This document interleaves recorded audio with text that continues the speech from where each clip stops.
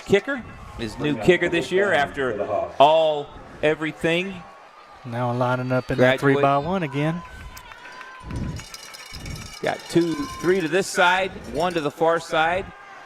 York again has number 6, Brady Neal, and York retreats back, throws it downfield at the probably going to be at that 1-yard line. Nice. Right. Who was that? Hagen Barbie. Hagen Barbie again. Yes, sir. Hagen Barbie. Just kind of inside cut there. Now, with the way Mason's playing that defense, they got manned up on Reed Robertson out here, but they're leaving that inside a little bit by both safeties over the top. Hagen Barbie, in a basketball sense, manned up his guy, got position. And boxed him out. And York just hit him. Perfect placement, low, where only Barbie could go get it. And there we are. Here we go. Looks like we're about to see the power run right here. Yep, number 13 in at Jacob Braden. There it is. Braden power right in there. Just right up the gut. Touchdown. That's it.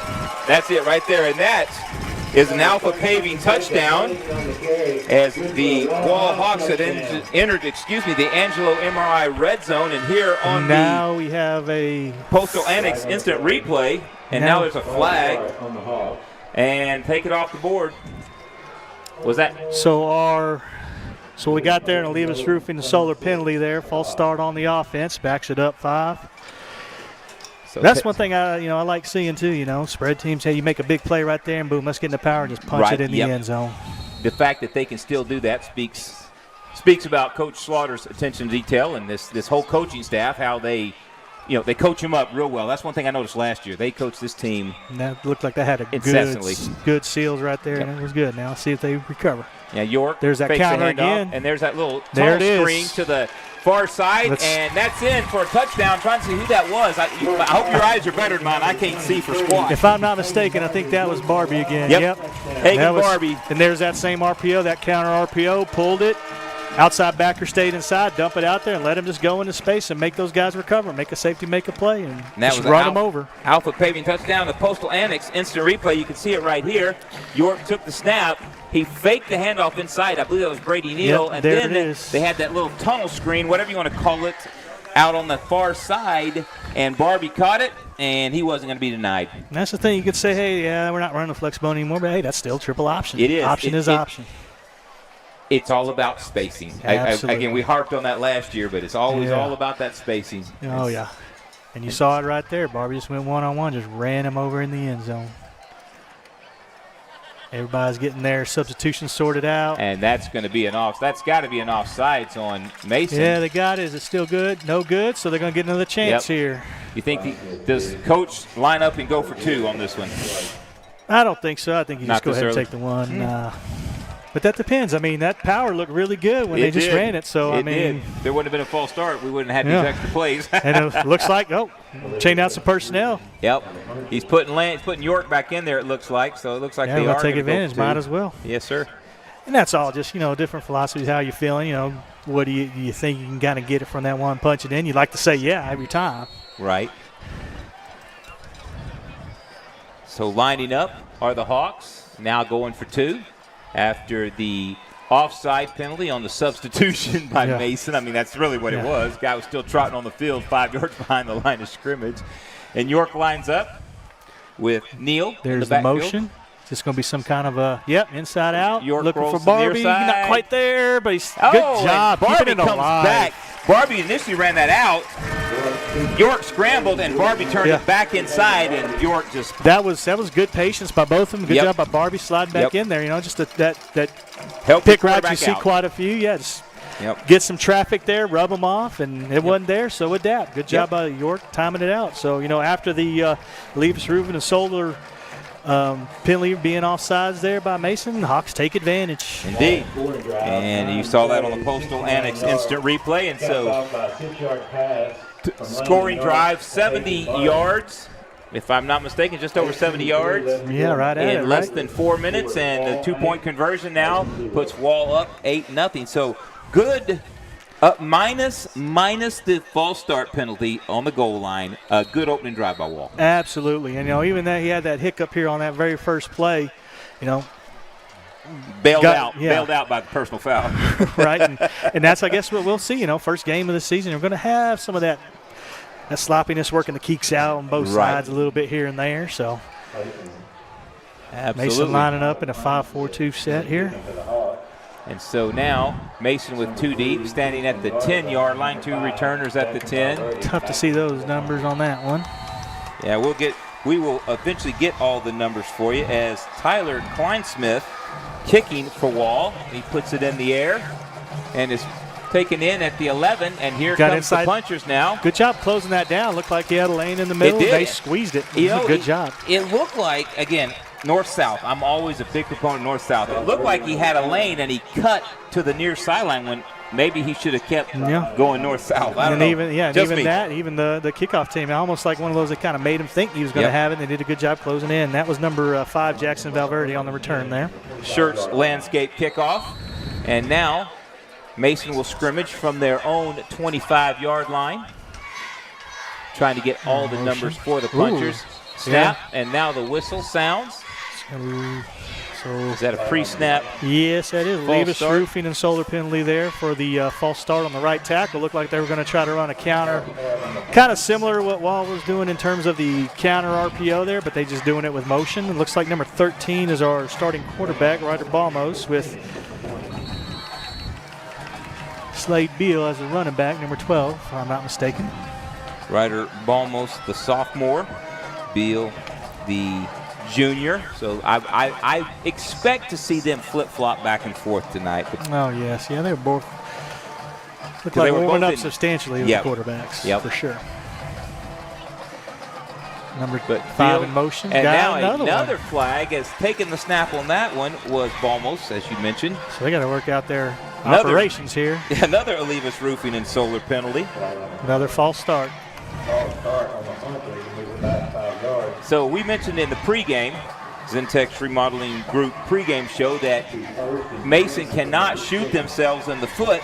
They have to play flawless, and here we are, their first drive, 2 false start penalties. On top of the personal foul there on the very first play on Wall's offensive series. So. They get a nice defensive stop right there, and then the personal foul on the sack. Yeah. So anyway, here we go. 1st and 20 now as Balmos behind Wall keeping a 1 high safety look there. And now the quick good solid tackle there by number 7. And that was trying to get who that was. That was number 10 for Mason on the catch, Trevor Loeffler. And you can see we've already seen it so far. There it is. He sat down. That was a nice catch by Loeffler as he sat right down in that hole in the zone, and Balmos hit him with that pass. Good timing by the quarterback just to get it out there. Another. Looks like they're trying to get set up right here. 2nd and 13 for the punchers, And Balmos. Wall drops 2 back now.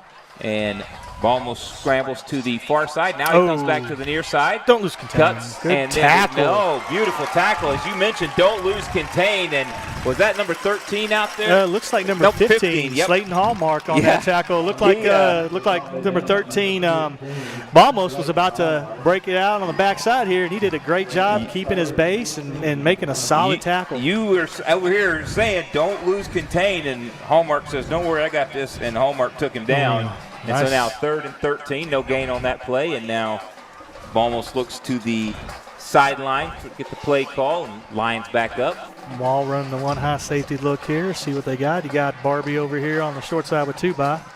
Palmos now takes the snap and throws it. It looks like he had an open receiver, number 3 down there, Kingston Garza, but the throw was low in the turf. And that was one of those, looked like they were trying to run what's called the glance on the outside, where you kind of have like a short post with a swing just to pull that flat defender out of the way to open up that pocket. And if that wasn't there, you got the safety coming right about to hit him, but try to hit him before he got over there. It just was not a very good throw on that one.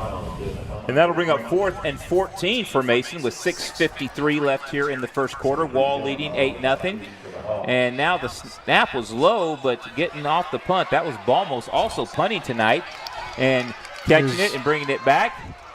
Breaks the tackle at the 50. Kellen Oliver. Great return by Oliver there. Oliver broke a tackle at about the 40, 45-yard line and got it up to the Mason, actually across midfield to the Mason 49-yard line.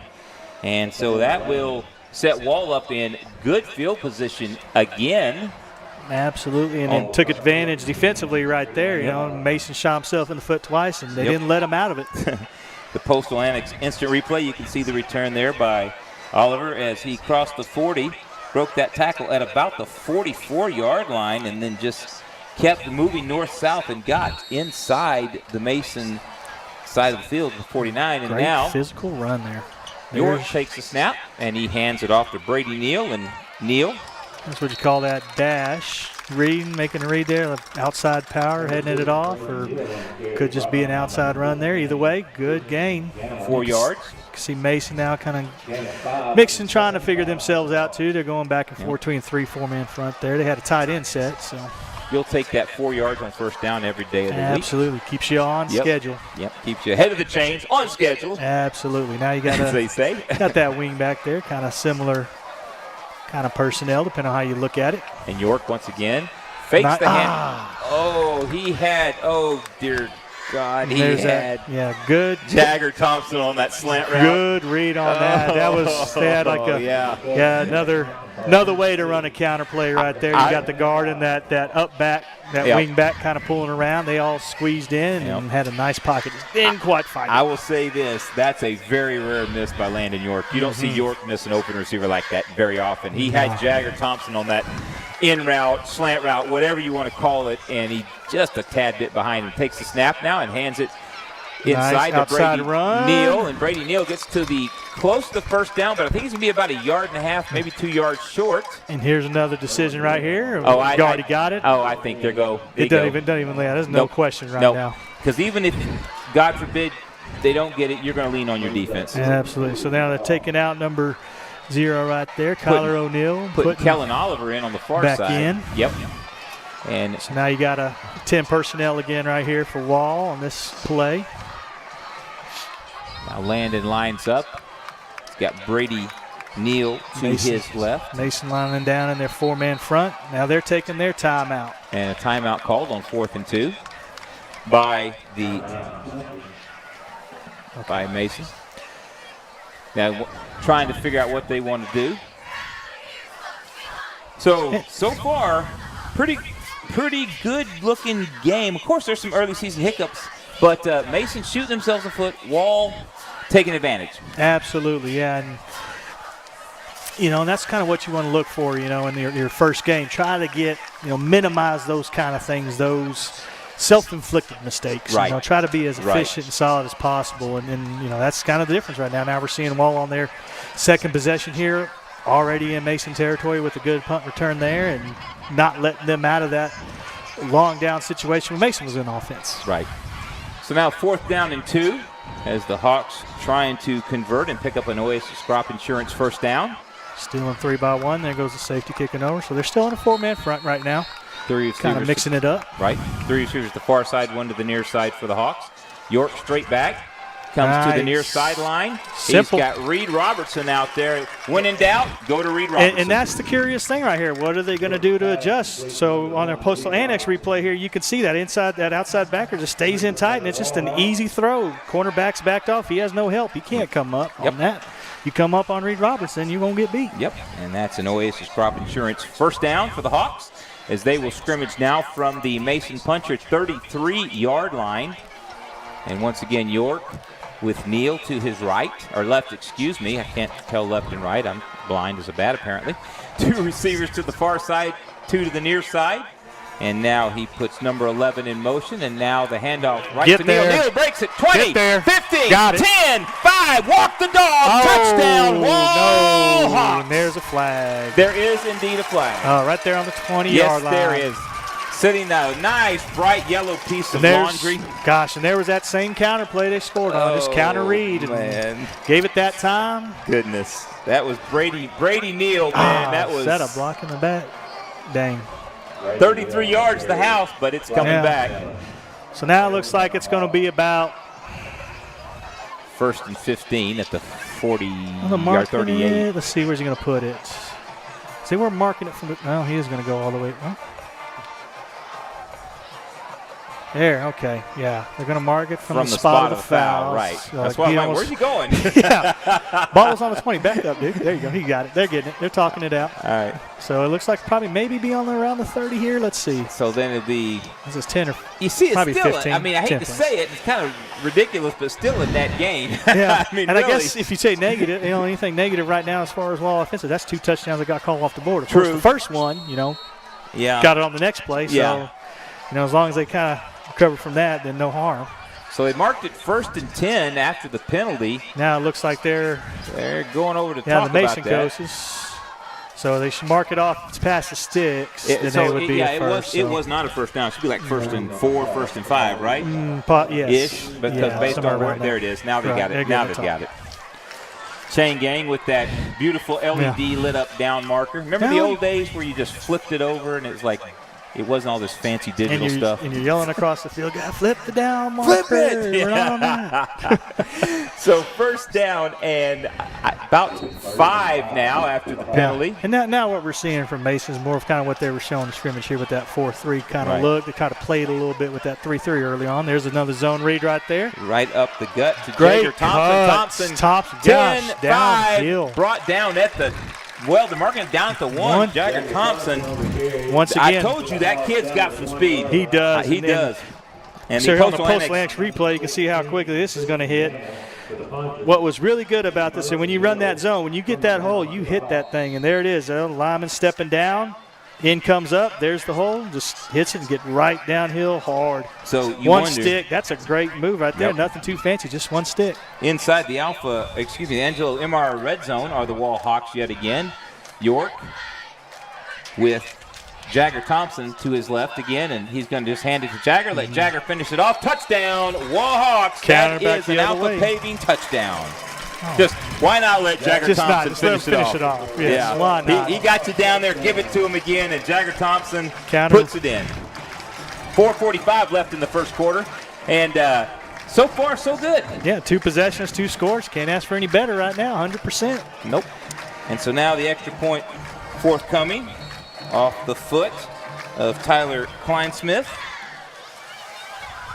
Holding is number 11, Evan Bailey. And the great thing there is 2 touchdowns were called off the board, but didn't take them long to respond and get him back on.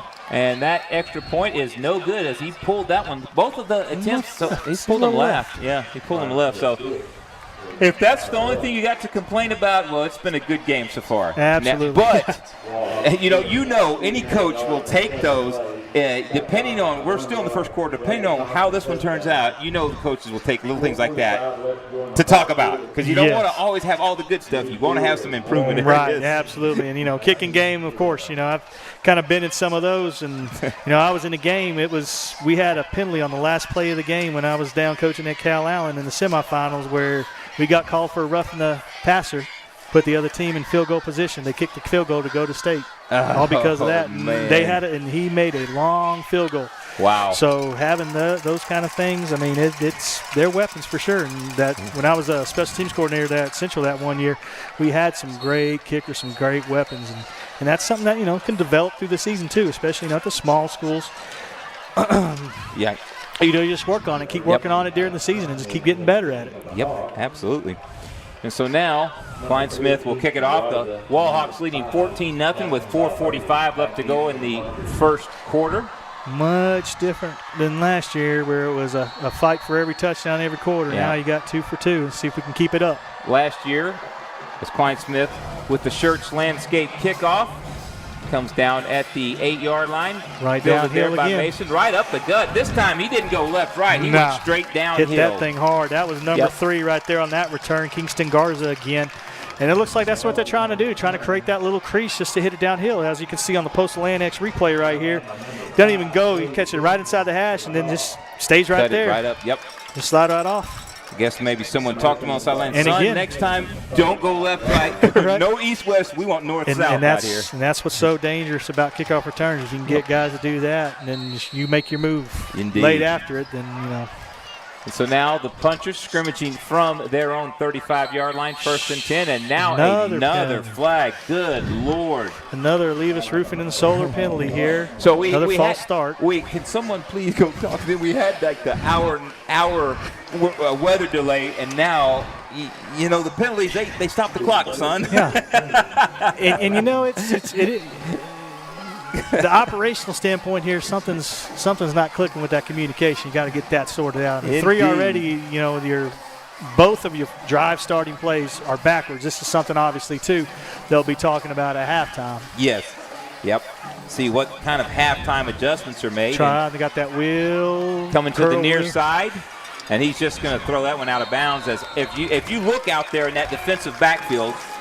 Shout out to Coach Larry Holscher, my partner last year here in the booth, back on the field coaching again. But he had them guys positioned perfectly. There was nobody open. No, not at all. It looks like they were going to try to hit a curl wheel there. And the safety did a great job coming over. The corner stayed with the outside receiver. And the safety slid right over to take the slot coming around off the side there.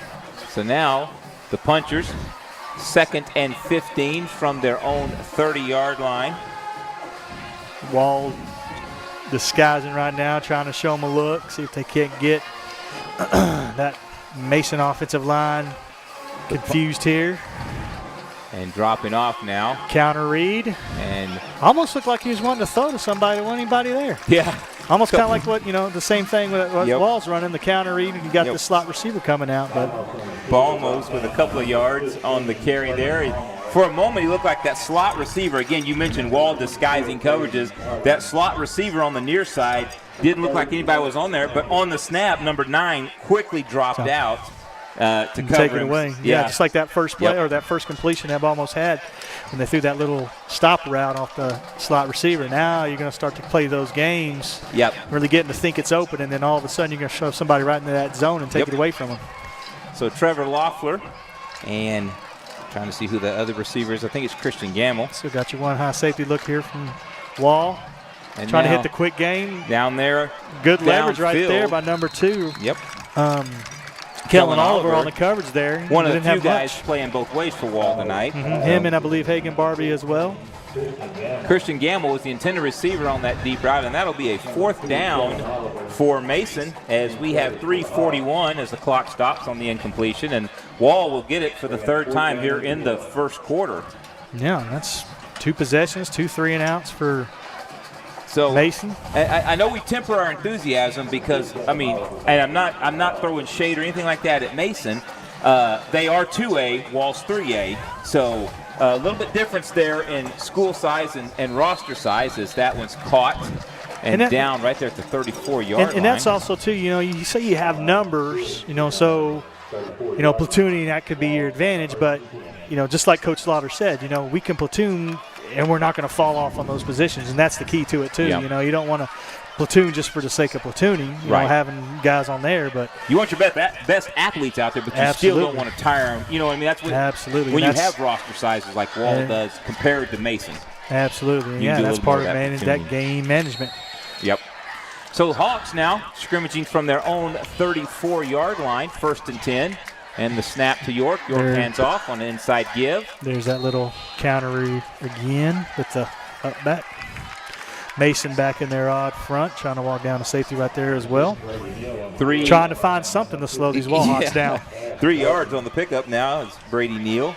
So that's what makes it tough. You're trying to figure yourself out on top of stopping a very difficult offense. And this is that other look that you can see, too. A lot of teams have shown something a little bit new where you have that inside backer walk back. It kind of looks like what's called a Tampa 2 almost. Yep. Or a cover 3. And now York straight drop, looking across the middle. And that one, 14, Christian Gamble. Got ourselves another flag here. Christian Gamble deflected that one almost to another Mason puncher, but there's a flag down. As you said, Oliva roofing and solar penalty flag. Looks like it might be another personal foul here on Mason, possibly. Kind of running over Kellen Oliver there. Nope. They deflect. Saying the pass. Looked like they were going to call pass interference, pass. but a tip pass. Okay. That was a good job by number 14 there for Mason. Christian Gamble sliding back into the passing lane. So now 3rd down and 8 This is the first third down in their own territory Wall has faced Giving tonight. Reed Robertson some cushion down here. Yeah, they are. And now in motion, and York hands it off inside. There's that counter read again. Now we got another 4th and 1. Brady Neal picks up 7 on the play, and as you mentioned, a 4th and 1. On the Postal Annex replay, you can see here another give. That Reed steps up, so it's a give. Safety right there coming down, just tripping him up enough. Yep, just got just a bit of that shoelace. And it looks like Wall's going for it. Yeah, there it is again. 3 4th and 1. That's the go. That's one of those decisions you make as a coach. Like, okay, where are we going to do 4th and 1? We're going. Now here's Mason again, jumping back into their 4-man. Looks like the personnel in it. Your defense is so far doing well, so why not? So the snap and zero coverage. Oh, he's got him wide open. Great move off the line. Down the near sideline. Reed Robertson, 15, 10, keeps his balance. 5, walk the dog, touchdown. Reed Robertson, no flags. And great execution. Alpha paving touchdown. What a catch, what a route, what a read by Landon York. Absolutely. 4th and 1. They zeroed up and tightened them up. Yep. Hey, why not? Let's go to Reed. They were looking for it, and Reed Robertson, you don't know him as much for his speed as his contested catch ability. On that play, he showed you his quickness, his ability to get open as he ran right past. Don't come up and press him if you're going zero coverage. No, that's what number 10, Trevor Loeffler, tried to do right there, and he just had such a quick move with his hands. It was done right off the bat. Yes, sir. His heart. And the extra point is up, pulled left. He straightened it out. Yep, good this time. There it is. He adjusted and made that extra point. So hey, third time's a charm. There we go. Sir. Making progress. 21-0 Wall with still 2:09 left in this first quarter on a rain-delayed, weather-delayed. 3 for 3 right now. It's a great start to the offense. On this, you can see it on the Postal Annex replay right here. There he is, pressed up. Yep. Bam, hands off, and he's toast. Reed just ran by, and you see that down there? When he ran by him, that hand immediately went straight up in the air. It's like, gone. Landon York saw him. Great pass, by the way. He kept it outside. I was going to mention that. Laid it right out there for him. And then Reed, real good broken tackle at about the 13-yard line. Absolutely. That's what you call a good little pat and go throw. It's just something you do routinely every day in practice. Just set, drop, throw the ball. Yep. Let you guys do their thing. And that's the thing that kind of just burned Mason right there. They jumped into a zero look, tried to stuff the box with as many people as they can to try to stop the run, and got burned deep. And now the Shirts Landscape kickoff. 2:09 left in the first. And after this kickoff, we will do a quick. We got to pay the bills with the commercial sponsors. Thank you to all our commercial sponsors that sponsor Concho Sports Network and allow us to bring you games like Wall Hawk football from Wall Hawk Stadium, Clayton Weishuhn Field. And that kickoff comes down at the 8-yard line, fielded there by the punchers. And this time, job. Wall Who's that? Number 0. Kyler O'Neal with the stop. O'Neal sliding in there. Same thing. Now you can kind of see, every time Mason's going to try to hit that lane right down the middle, so you got to squeeze once you get off your heels. As you can see on the Postal Annex replay right here. Got off that block and just came right inside of that near shoulder, wrapped him up. So Mason now will scrimmage from their own 27-yard line, I believe is where the ball is placed down at. As you mentioned, 2:03 still left here in the first quarter. So far, 2 3-and-outs by Mason without a first down tonight. Yeah, and what, 3, 4 penalties? And there's one. Okay, a little quarterback just downhill right there. Keep for maybe 2 yards. Yeah, quarterback keeper play right there. Hey, fans, check out why First Community is the #1 local auto lender. With great rates on new, used, or refinanced autos and a variety of payment options, they can help make your payment fit your budget. So be smart, bank smart. Apply online at s1cfcu.org or give them a call at 325-653-1465. Rates and terms based on approved credit. So what we're seeing now at Mason, now they got Slade Beal right now at quarterback, and the number 34, George Velez, not running back. Now kind of spelling, a little quarterback counter there. Got to the slid outside, off of it. Cuts to the near sideline, 50, 40, and finally the Hawks bring him down at the Wall Hawk 36-yard line. So Mason been beaten away with it, 2 3-and-outs, and now they break off a long run by number 12. That was Slade Buell, excuse me. I'm trying to pronounce that without don't make everybody mad. So an Oasis Crop Insurance first down for the Punchers. And that's one thing you saw of them last week against Blanco is they ran that quarterback a little bit more than they did that week 1 in that first scrimmage. So maybe part of that change what they're trying to do now to get something going, and it kind of worked right there. The Punchers in a pistol set, and now the handoff, and falling down with a 3-yard loss. I'm trying to see who that was. That's George, number 34. Yes, sir. George Velez. You know, he doubles in as that inside linebacker, too.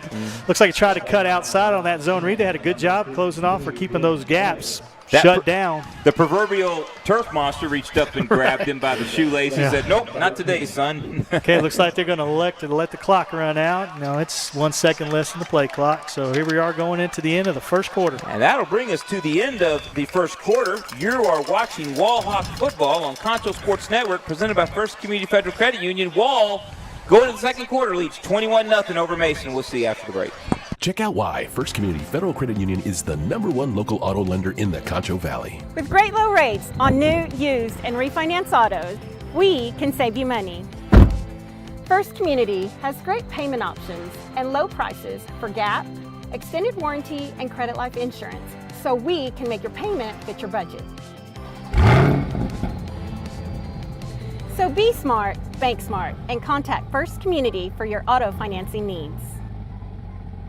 Pain is never planned, and recovery time is never convenient. But the last thing you want to do is wait for answers. At Angelo MRI, you are more than a number. We can get you results within 24 hours at a price you can afford.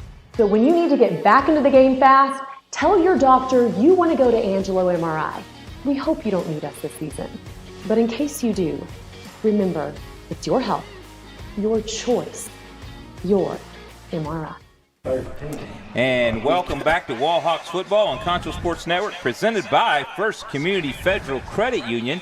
Second down and 13 for the Mason Punchers as they have finally made their way inside Wall Hawk territory with just starting the second quarter, and a little throw out to the near side off the hands of number 24 for Mason. I believe that was Jackson Ragnow. Ragnow. Yeah, it looks like they ran out. Another one of those jailbreak screen. Didn't quite get it. Yep. We, folks at home, parents, friends, if you're watching and we do mispronounce your young man's last name, please forgive us. We are doing the best we can. If you'll hit us up on YouTube on the comments, we'll try to get it right for you. Our own Damon Bell back here producing monitors frequently the comments, good and bad. Now the snap. Little spread out action, trying to go deep. Oh, a little overthrown there on the corner route from the inside. Was that number 27 down there? I believe it was. It was in that slot. Yes, Asher Bonnet. Yes, as he's jogging back here. For a moment, looked like he had just a yard or so on the defender. He did. They kind of had the corner out here. It seemed like he was a little. You know, they did a good job putting him in a conflicted position there. We had to make the decision to stay with that wide out or kind of slide back, and that kind of made it a little tough, it looked like, on the quarterback there, trying to place it over the top of him.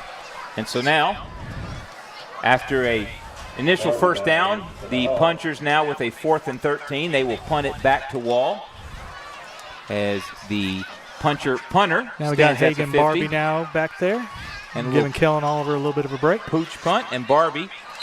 Actually, he waved his arms, but he never waved them in the air for a fair catch. Did you see that? If we could see that on the Postal Annex instant replay, it looked like, I don't know if we could see it or not. You know, and that is let's see if it shows up.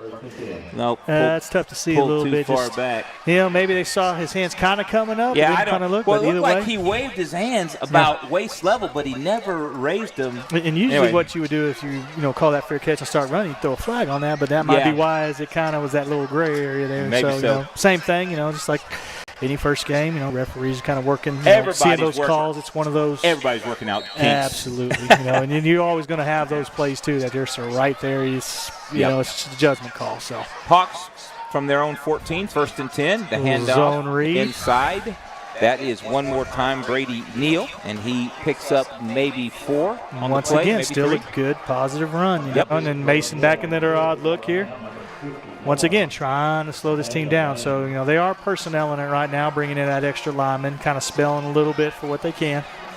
Kellen Oliver comes out, and it looks like number 0 coming in for a moment. Kyler O'Neal. York in the gun, takes the snap, rolls to the far sideline. Take a quick out. Nice, simple. To number 23, Hagen Ball Barbie. came out, but good thing was it went out of bounds right there on the sideline. So that's an Oasis Crop Insurance first down on the catch and run by Barbie. Simple, just good, simple, sprint out, curl out. Yep. Take the out. There it is. Good, simple play. Keep the chains what moving. they give you. Absolutely. Hagen Barbie coming out now, getting a break. And they set the ball down for play at the 28-yard line of Wall. Wall with 10:48 and counting here in the second quarter, leading 21-0. Putting what's called the formation in the boundary here. You got 3 to the Mason sideline over there. And then 1 to the near side, and now here's that counter read again. And throw out side. Made it. That was a good job on the outside there by that Mason defender. Yep. You know, make it a little bit tough. I believe that was number 13 fighting off that block. Made it a little bit convoluted. That was Ryder Balmos, I believe, on that outside backer there, making it tough on him to really get ahead of steam after he caught that swing. So no gain on that reception, and it'll be second down and 10. Ticking down to just about 10 minutes left here in this second quarter. As 3 now to the near sideline, 1 to the far sideline. York claps his hands. Now trying to give a little bit of help to Reed over there. He had the wheel, slow it down. Nice. And that was number 11 out here, number Evan Bailey. And that was a good job, Evan Bailey. Colton Wenzel, the safety right there, was kind of sitting over the top, as you can see here on the Postal Annex replay. Another Oasis Crop Insurance first down.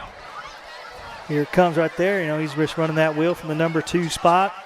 Safety climbs over the top. That was the play they hit him deep and got wide open with last year for a touchdown there at the Puncher Dome, but it came from the number 3 receiver instead.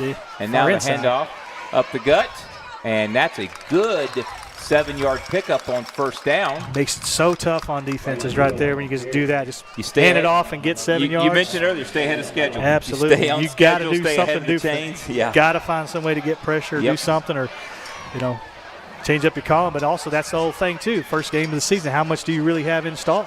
Yep. What can you do? Second down and 3.5, maybe 4 for Wall as York one more time. Wing on the left here. Fakes it inside. Little play action rolls. dump. Oh, he threw it over to number 0. Kyler O'Neal there. Yep. Yeah, just a a little bit strong, a little bit high. Yeah, had exactly what he wanted. Just that split look. It's so hard to defend as well because you get that outside backer wanting to step inside to stop the run, and especially after you have a first down run as good as that was. He had 5, maybe 10 yards of a catch and run. Absolutely. But anyway, so third down and 4 now. 3.5, 4 yards as Brady Neal in the backfield with Landon York. There's that same look Mason was having where it kind of looks like a 3-3 almost. You just walk back a backer to have that guy in the middle of the field. And now York going to be sacked, about a yard loss, sacked at the 49 of Mason. Try to step up and get out of it. Yep. Going to bring up a 4th and 4.5 now for Wall. And are they going to go ahead and roll the dice and go with it again? At this point in the field position, your defense is playing great, and typically you would say, oh, just punt and just pin him back, but then again, your defense is playing really good. Why not? Your offense has converted, 3 of them already? Yep. It's a little bit longer, but at the same point in time, that last play, if he had a little bit more time, he actually had him there on the outside. Hagen Barbie in the slot to the near side. Same defensive look that you see. And now here comes the rush. Get rid of it. No, a little bit high. It looked like he had, who was that? Had number 11 on a little post route coming inside.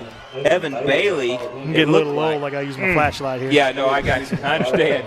But he looked like he had Bailey for a moment there, just a couple of yards too long. And so now. That looked like that same kind of glance concept Mason tried to hit earlier. Yep. You know, kind of had the leverage, just not quite there. So now that will bring up, turn the ball over to Mason, and Mason will take it from their own 49, 1st and 10, with 8:15 left here in the first half. And you can see now they're giving old George Velez a break here, taking him out of running back, and they got old Ryder Balmos in back at the quarterback. Slade Beal as running back. once again, same thing. You're looking at Mason. You know, they have yet to get in the two-back set. It's all 10 personnel, something a little bit different.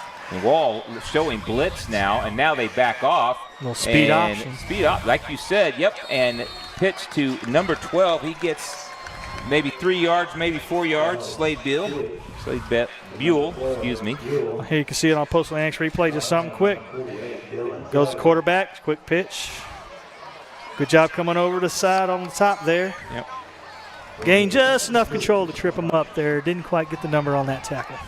2nd down and 7, 6. 7:40 left to go in this quarter.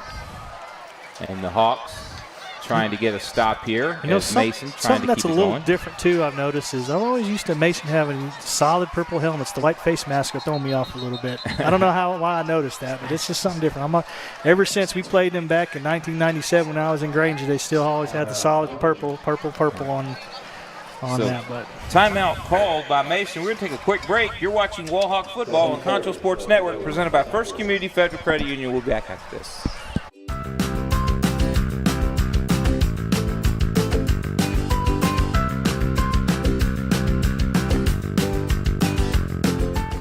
Save thousands during the summer sales drive going on now at Mitchell Buick GMC. Drive a new 2025 Buick Enclave and you can save $4,000. More huge savings. Get this rugged GMC Terrain for only $30,999. You can save $10,000 on a new 2025 Sierra. That's right, you can save $10,000 on this 2025 Sierra. Save thousands during the summer sales drive at Mitchell Buick GMC, your hometown dealer.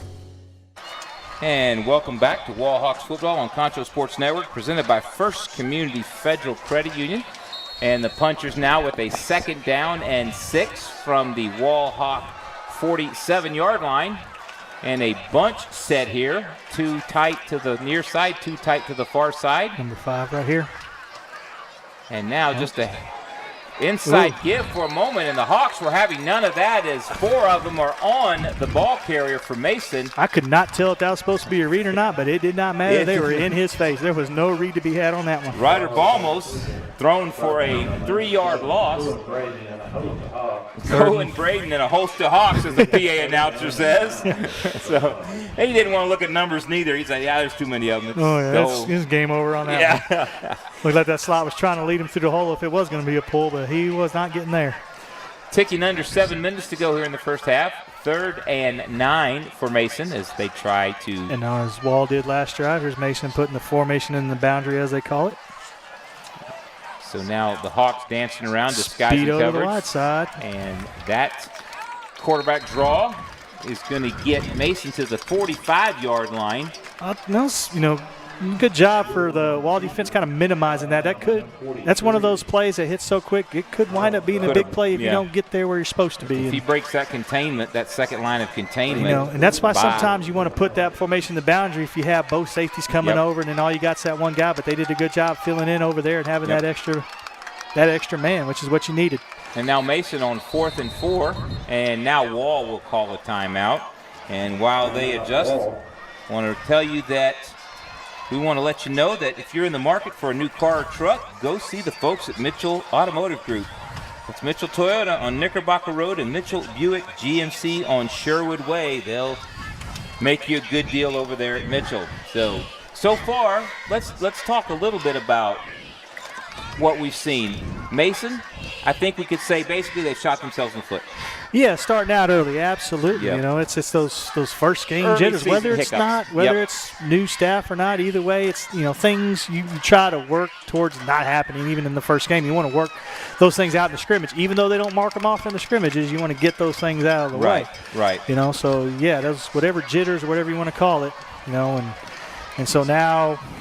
Mason trying to figure themselves out too, as it were. See them doing some different stuff already. Mason will line up 4th and 4 on the Wall Hawk 45-yard line. The snap, rolling to the far sideline, and force it, and throws it short, about 3 yards short of the intended receiver. Was that Buell again? Good thing. Was that Buell rolling out, or was that? I believe that was Balmos on that one. Balmos. Hard to say. They put them both in that backfield. Yeah, because Buell's coming off the sideline here, if I'm not mistaken. Or that's Balmos coming off side. Either that's our mistake, I guess. Either way. 12-13, it's pretty close anyway, right? It's only one off. But, Wall defense did a good job right there coming up and forcing that. He could have – a lot of times you don't have a forced play and that quarterback can just easily slide up, but they did a good job forcing the throw. Kind of had a little bit of, pressure on him, and he didn't get quite a good throw. Good job with tight coverage. Wall takes over after the 4th down stop at their own 45-yard line. York. That same look there. Mason has 3 guys deep. Good pull by York. York gets across midfield and picks up an Oasis Crop Insurance first down. I was watching Hagan Barbie. I thought Barbie had the ball. York had Mika. That was a great fake. York. Yeah. And I turn around, York's has the Oasis Crop Insurance first down. I'm still watching Hagan Barbie on the far sideline. Oh, yeah. That's one thing that's hard, too, as far as a coach, to kind of get kids to, carry, when you say carry out your fakes and all that, kind of helps everybody else. And that time, definitely got us. It got us, for sure. York in the modified pistol set now. The snap rolls back to him, and he just falls on it. So that's a rare miscue by Wall tonight. Well, first, I guess you call it operational mistake. Yeah. But good thing is those are, at a minimum. Yep. That's what you want to do. You want to keep those at a minimum. What's called under 12%. 12% mistakes. 5-16 and counting here in the first half. And the Hawks now, after that 5-yard loss on the missed snap, I guess, York will take it, drop straight back. He throws a little tunnel screen over here. And good job fighting off. A tackle and back to close to the original line of scrimmage. That is Kellen Oliver, I believe it was, on that reception. On the jailbreak there. And that's a tough thing to do, as you can see on the Postal Annex replay. This outside backer right here did a good job of kind of getting there and making it tough to block. And whenever you have that traffic, it's hard as a receiver, but he did a great job making a move on that guy.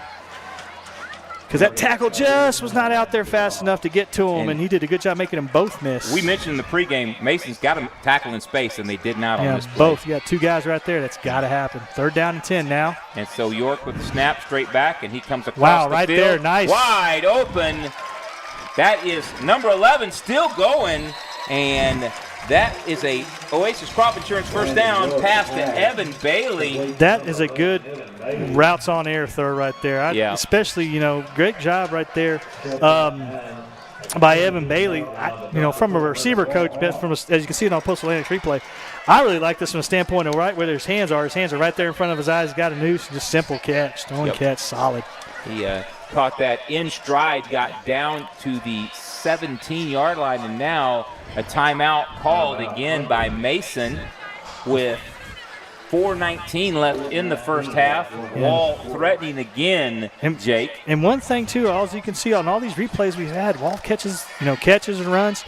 After first contact, they're still getting yards. Yep. They're still getting 5, 10 after play. Once you touch them, they're still getting yards. We mentioned in the pregame, we literally talked about it, that Mason has got to tackle these guys in space. Once again, and get them down right there, yes. And that's a struggle. Tackles and getting those extra yards after catch, run after catch, whatever you want to call it. Yeah. Yak, rack, whatever. Yeah. Yards after contact, run after whatever. Wall's making the plays, and Mason has got to start wrapping up and putting them on the ground. And this is where you start to see we're in the second quarter. What's going to happen in the 3rd and 4th? Yes, exactly. Mason, are they getting tired? Whatever. So the Oasis Crop Insurance first down as the Hawks are inside the Angelo MRI red zone now. York in the pistol. Little power play right there. Good job getting downhill. 10-5, touchdown, Wall Hawks.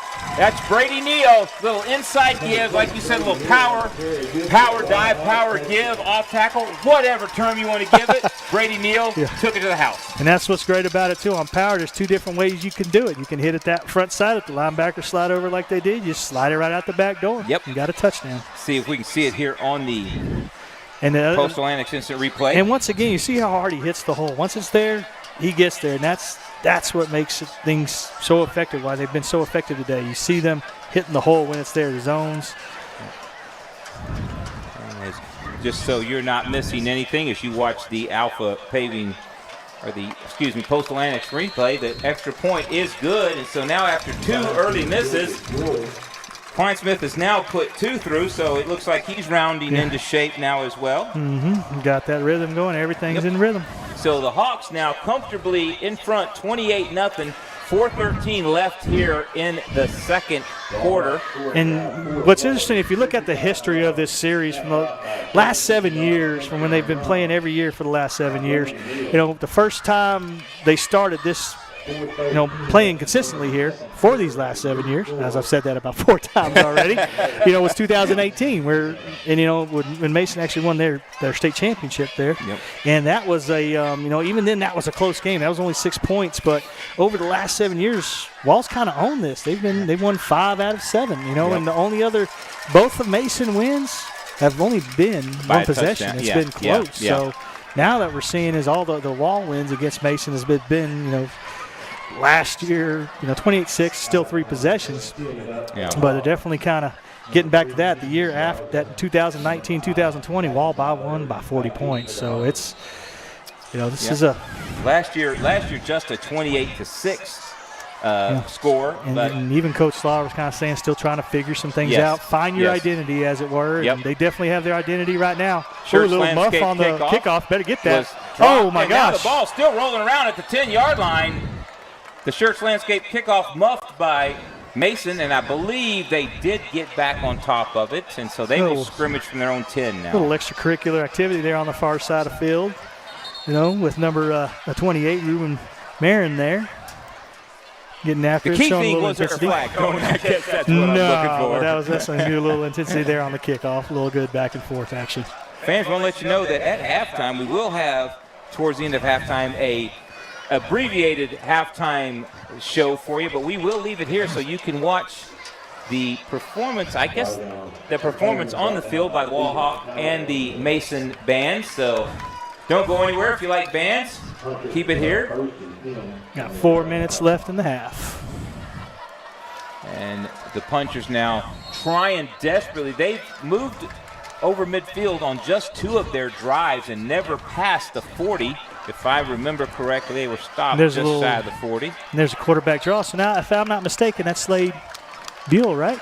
Quarterback, number 12. Yep. And they got, there's George Velez again back at running back. So now, once again, it's a little bit different. They're trying to run Slade a little bit more, that they're trying to get him going. A little quarterback draw. It's not a bad one right there, 4 yards. They've Wall been did a good job flopping closing back and forth between Buell and almost all night at the quarterback position, running that pivot. And so now, 2nd down and 7 with 3:30 and counting here in the second half. The snap. Little stunt, bringing 6 right there. Just slid right through. A little play Wasn't action. a bad stunt. It just kind of had a decent play call right there. We just got inside of it downhill there. And that's going to be a Shirts Landscaping first down. Excuse me, this is Prop Insurance first down. Got my kickoffs and my first downs mixed up. So there's 2 plays, 2 quarterback runs for Mason. Yep. Wall bringing a stunt off of both edges right there on that one. So now they're starting to mix it up. Are you just trying to get to halftime if you're Mason? Seems like right now maybe just try to get out of the danger zone, maybe try to get something going here and get another score. One thing I'm definitely not doing is I'm not giving Wall any more chances before the quarter or half because, the way things are going, you don't want to go down 35. You want to keep it where it's at, if not get a touchdown. Mason will get the ball coming out of half, and now, good the pass tip right there. slapped up in the air. That's incomplete. I think who was that, number 24? Did I see that right? No. And Bill's pass was knocked down. Well, 24, yeah. McFarden deflected that one. Yeah. And now good 2nd job. down 10. Yes, sir. They did a good job coverage-wise on that one. Looks like he was trying that same quick game pass, and they were sitting right on top of it. Made him double clutch, which gave him a chance to get in there and get that tip. Yes, sir. 2:44 left here in the first half. As Mason now with a 2nd down and 10 from their own 21-yard line, maybe the 22, make it the 22-yard line. Trips into the boundary again, but now you got the back over here running the counter. And same kind of a little RPO action, but you have nowhere to go. Nowhere. Good job by the defense. That was number 18. Was that Kleinsmith over there? I'm trying to see who that. Nope, that was. Nope, that was 48. Sorry, not 18. 48. My bad. Yeah, that was number 48. That was Dylan Sellers right there. Sellers number 5, Jackson Valverde. He didn't have anywhere to go. So now, timeout called. I believe, was that called by Wall on 3rd down and 12? I believe so, which, in that, you got 2:29. Give yourself time to get another touchdown. So this is where Mason right now, this is going to be curious. Do they run the ball to keep the clock running to force I believe Wall's called what? 2 timeouts? What we got left? 1? 2. Wall's got no, I take it back. Wall's got 1. So 1 now, left, yeah. It's 3rd and 10 right now, 3rd and long, about 12 or so.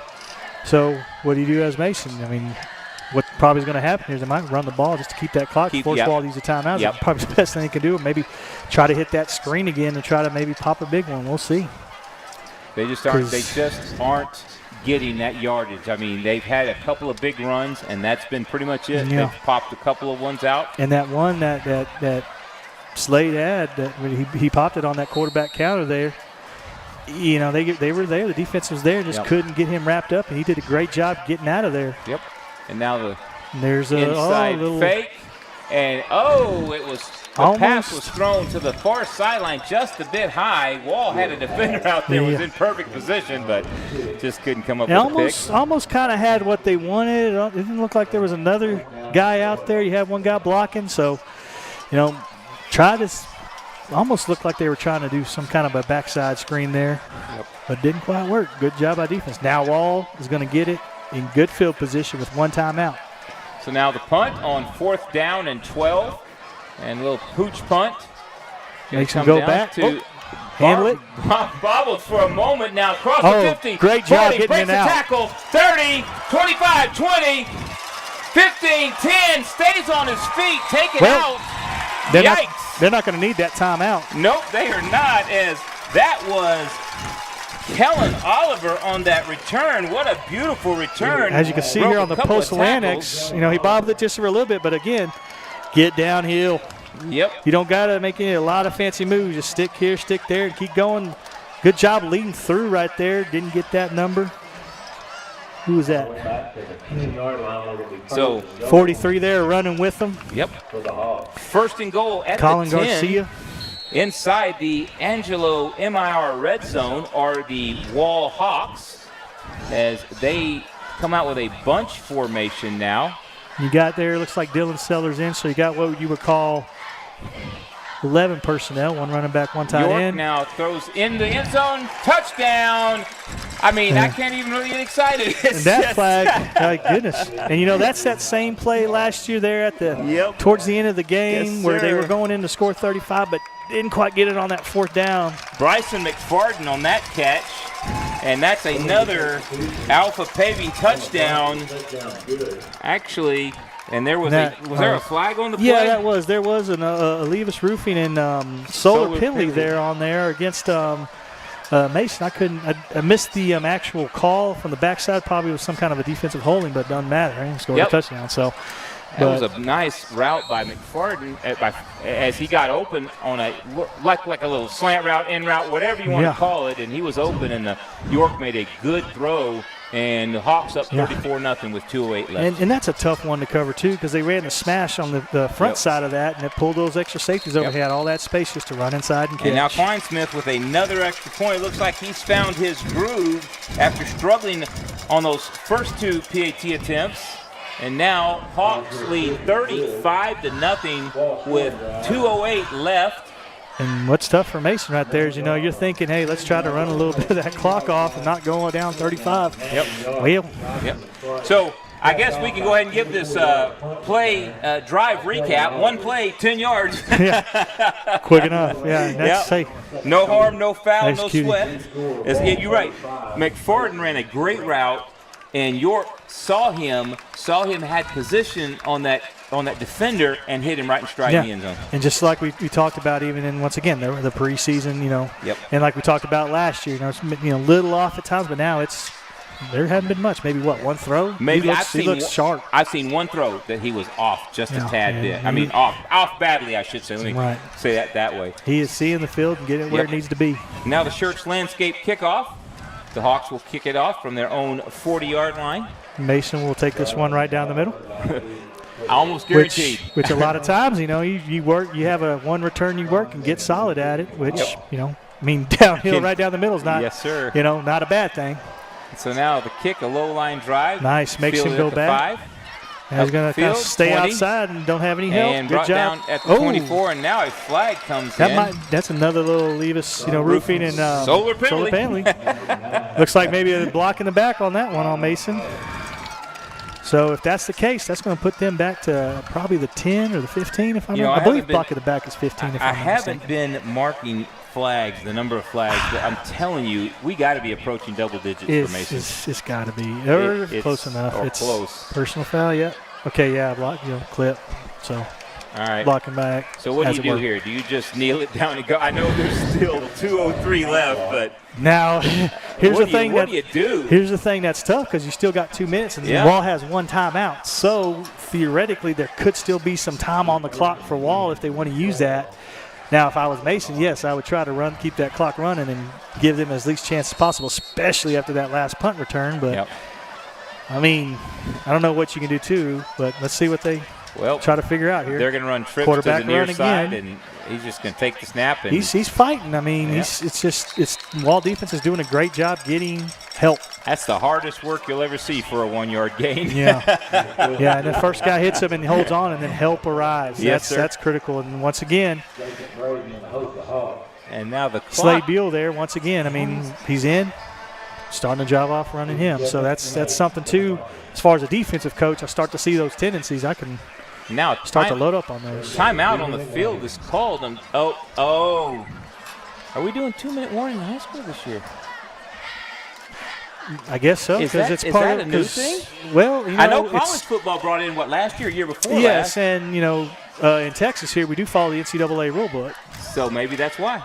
Okay, that's the same thing. That's one thing I hadn't paid attention to in terms of if that was added too. I mean, I feel like an idiot now, and I feel like I should know this, and I don't. And I know we're going to do some research at halftime, folks, and we'll. And one thing they added this year too, if I remember correctly, is you can actually look at video too, if I'm not mistaken, on the sideline. But but that's who's going to have that kind of time or ability. Yeah, exactly. I know they do it in state championship because obviously you're playing in Jerry World. Oh yeah. Who, they have a few resources in that building. How do you let Micah Parsons go? Anyway, moving on. I'm in mourning. I'm really irritated, but let's move on. We aren't going to talk Cowboys tonight. So Mason, 2nd down and 9. There's that read again. Oh my goodness, and read option. Pitch. Zone read option for a moment, and who we got here? Down at the 14. There's the last timeout used by Wall. Last timeout. Yep. That pitch was to Christian Gamble, I believe it was. The good news for Wall is they do the 2-minute warning, so now you got that extra time out there, which does actually change strategy a little bit too in terms of coaching. Now that you look at that in terms of what you can do, so it's a fine line you walk. And when you're in a game like this, you obviously, and I'm not trying to be mean, rude, hurtful, whatever. You obviously are the better team. I mean, you have showed this on the field, and you never say never because I've seen weirder things happen in all levels of football, from high school all the way up to pros.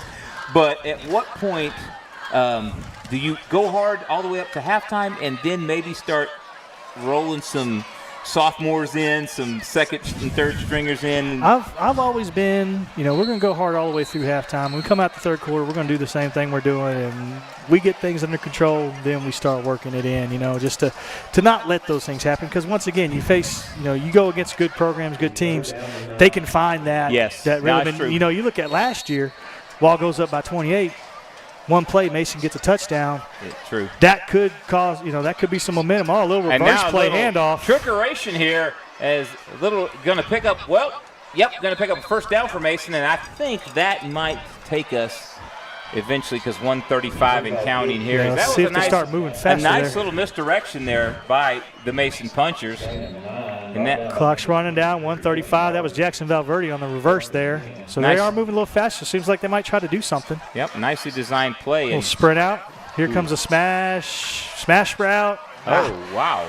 Little late to the party there, but I mean, he kind of does a good job by quarterback there, putting it in the open space, just enough open space. So Mason is trying to get something going. They're quickly to the line as the clock stops on the first down, and they're quickly on the ball.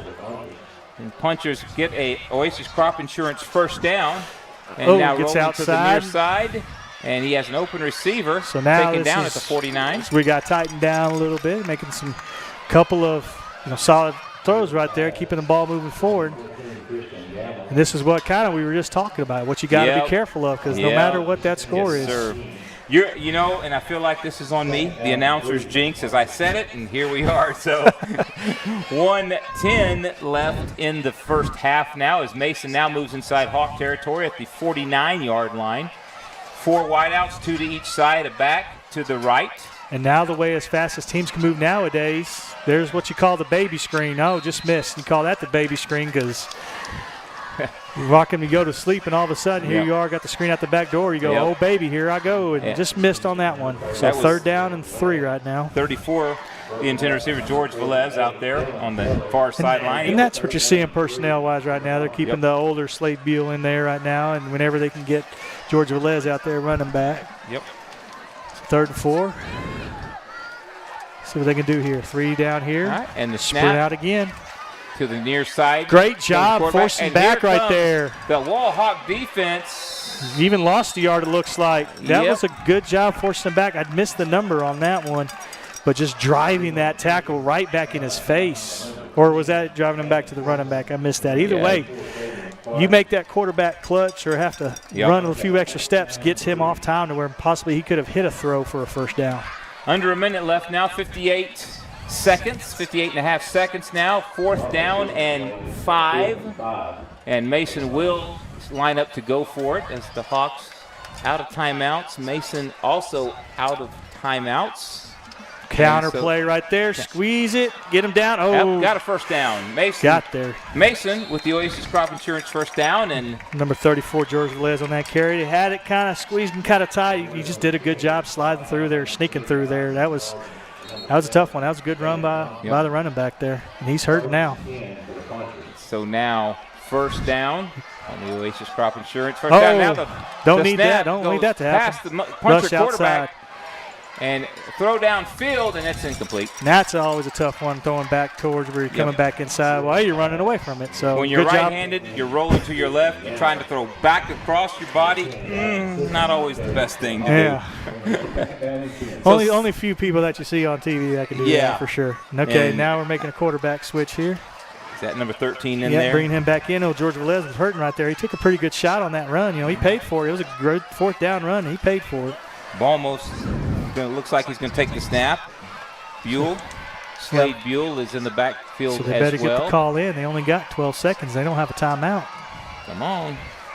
So Balmos now. Too high safety look. Kind of a cover 2. Trying to throw a quick out right there. That's just a vertical out right there, trying to hit it against the cover 2, which is dangerous too because that corner slides off. That safety goes over to vertical. It's a pick 6. You can that or just really get your boy killed. Yeah, that too. Fortunately, that was best case scenario right there. So on the incomplete pass, the clock stops. 3rd and 10 now for Mason as they will snap it from the 43-yard line of Wall. And that's one thing you see George Velez come out there. It's really going to be tough for Mason is how long they can hold up. Taking shots and because he's the inside linebacker also. So there's that counter again, holding on to him this time. And that is Buell. Now back to 4th down. I would suspect they run this out. We don't have the play clock on. We got 20 seconds left. And that's nobody's got a timeout. To halftime, I would assume. Yep, they're just going to let this run out. Unless they're going to take here it is. Well, they're going to take one more shot. Quick shot right at the clock. Under 10 seconds. You got it. Why not? The snap. Wall backs straight up. Back. Looking downfield, rolls to the far sideline. Now comes back to the near sideline. There you go. Oh, he's down. Good job on the pressure there. That's going to be a sack at the 41 of Mason, and that's going to do it in the first half. Yeah, that was a good job right there. As he tries to change directions, they change with them, but go to that near shoulder to make it tough on them to kind of do that. In the secondary, they're just sitting back there waiting on everything. Yep. I hate calling it prevent. They always have the saying they don't prevent the win, but all you're doing is just playing coverage, just back a little bit farther. Well, we're going to go ahead and go to halftime. Keep it here. You can watch the halftime show. We'll come back shortly before halftime's over, recap the first half a little bit, and talk a little bit about what's going on. So you're watching Wall Hawk Football on Concho Sports Network, presented by First Community Federal Credit Union.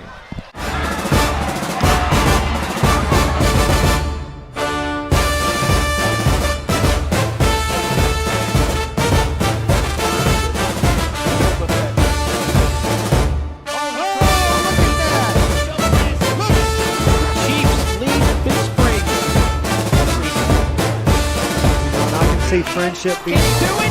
10. Damon Bell Photography and Drone Services for all your photo and video needs.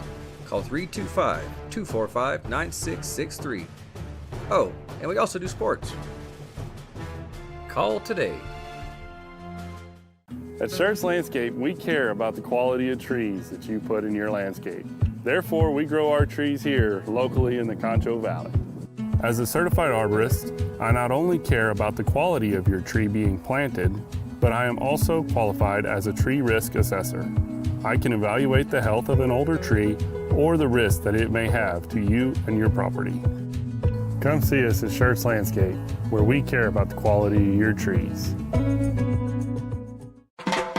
Cotton farming in the Concho Valley, that's risky business. Specializing in crop insurance and serving local family farmers for over 15 years, Oasis Crop Insurance understands those risks firsthand. That's why year in and year out, from the first seed you plant to the last boll you harvest, Oasis Crop Insurance is your risk management partner. Oasis Crop Insurance, service from paradise.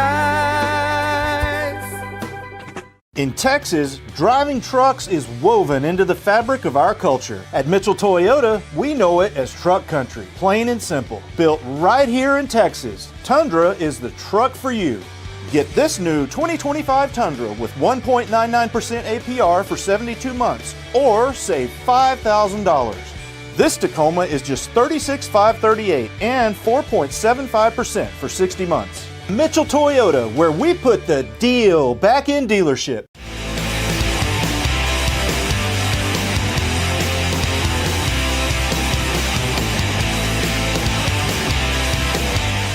San Angelo, it's time to invest in your home and protect your future. Olivas Restoration and Solar, your trusted partner in roofing, solar, insulation, and fencing.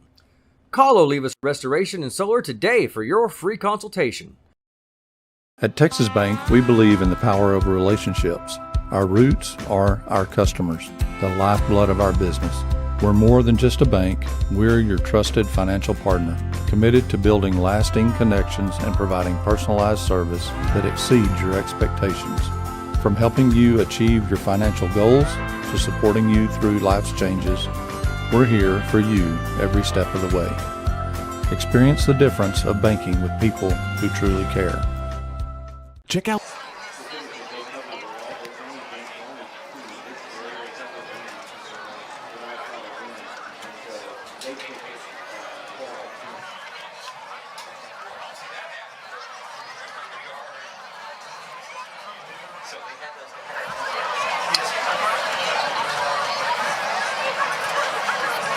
downstairs in the okay, and nobody side-eyed you or anything? Yeah, not that much. Did you go down there? Not yet. Okay. But I don't have the credentials on. Oh, yeah. Next time I'll give you mine.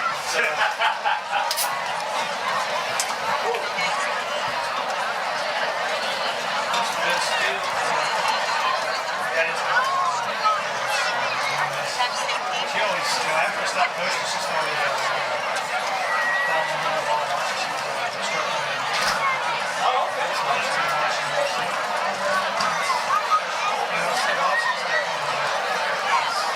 Trying to get the show, she saw that.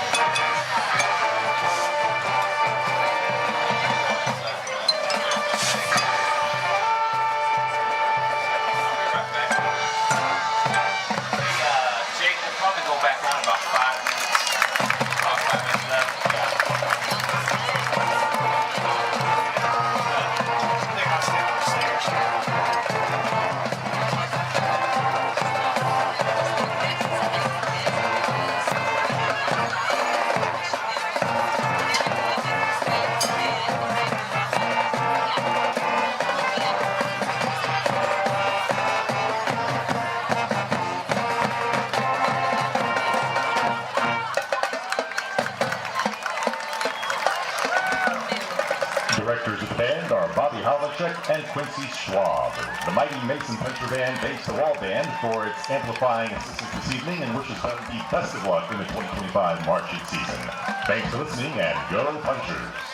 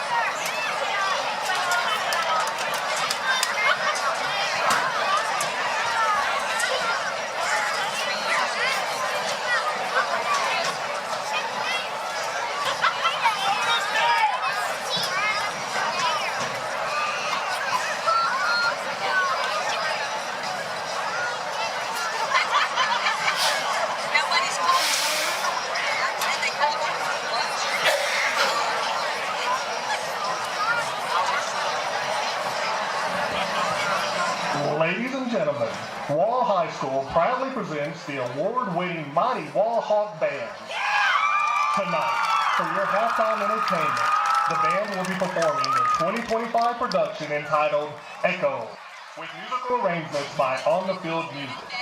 Selections include The Scientist by Coldplay, Toccata and Fugue by Bach, In the End by Linkin Park, and Red by Thomas Bergson. The band is under the field direction of drum majors Logan Brooks, Elijah Armstrong, and Emily Gibson. And now, with Wall Hawk pride, the Mean Green Marching Machine.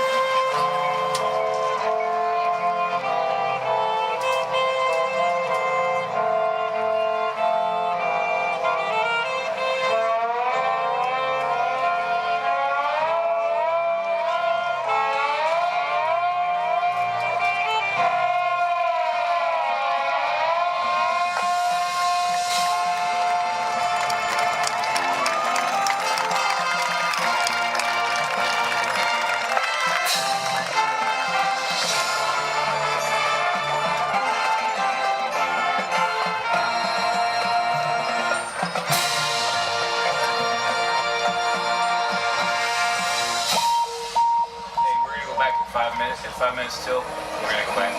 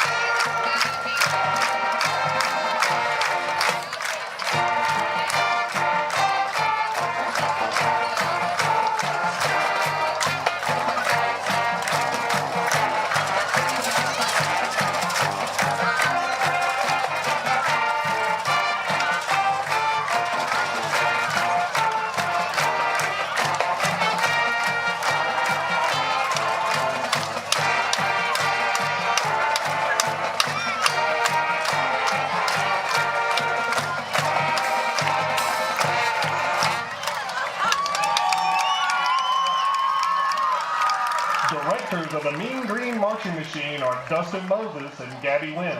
Color guard sponsor is Amy Moses. The Wall Hawk Band would like to wish the Mason Puncher Band the best of luck in their 2025 contest season. The band would like to thank our administrators, faculty, and parents for their unwavering support. Marcher of the Week is Hayden Couts. Thank you for your attention. Go Hawks!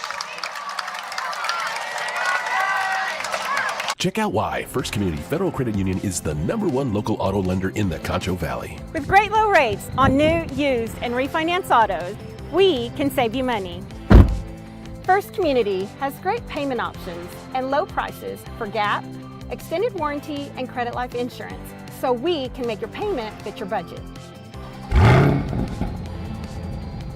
So be smart, bank smart, and contact First Community for your auto financing needs. Pain is never planned, and recovery time is never convenient. But the last thing you want to do is wait for answers. At Angelo MRI, you are more than a number. We can get you results within 24 hours at a price you can afford. So when you need to get back into the game fast, tell your doctor you want to go to Angelo MRI. We hope you don't need us this season. But in case you do, remember, it's your health, your choice, your MRI.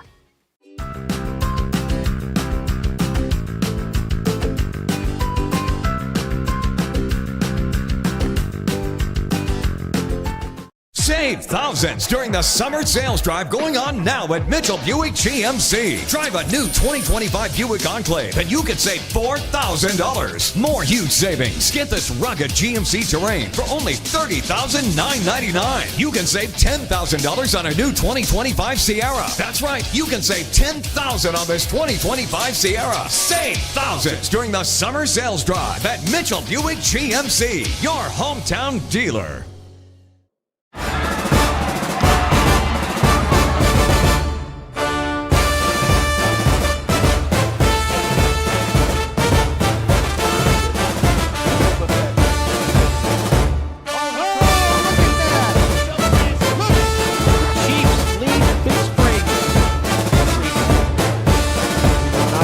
Friendship Beach.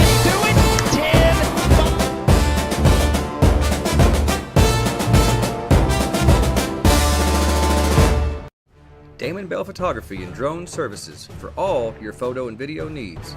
Call 325-245-9663. Oh, and we also do sports. Call today.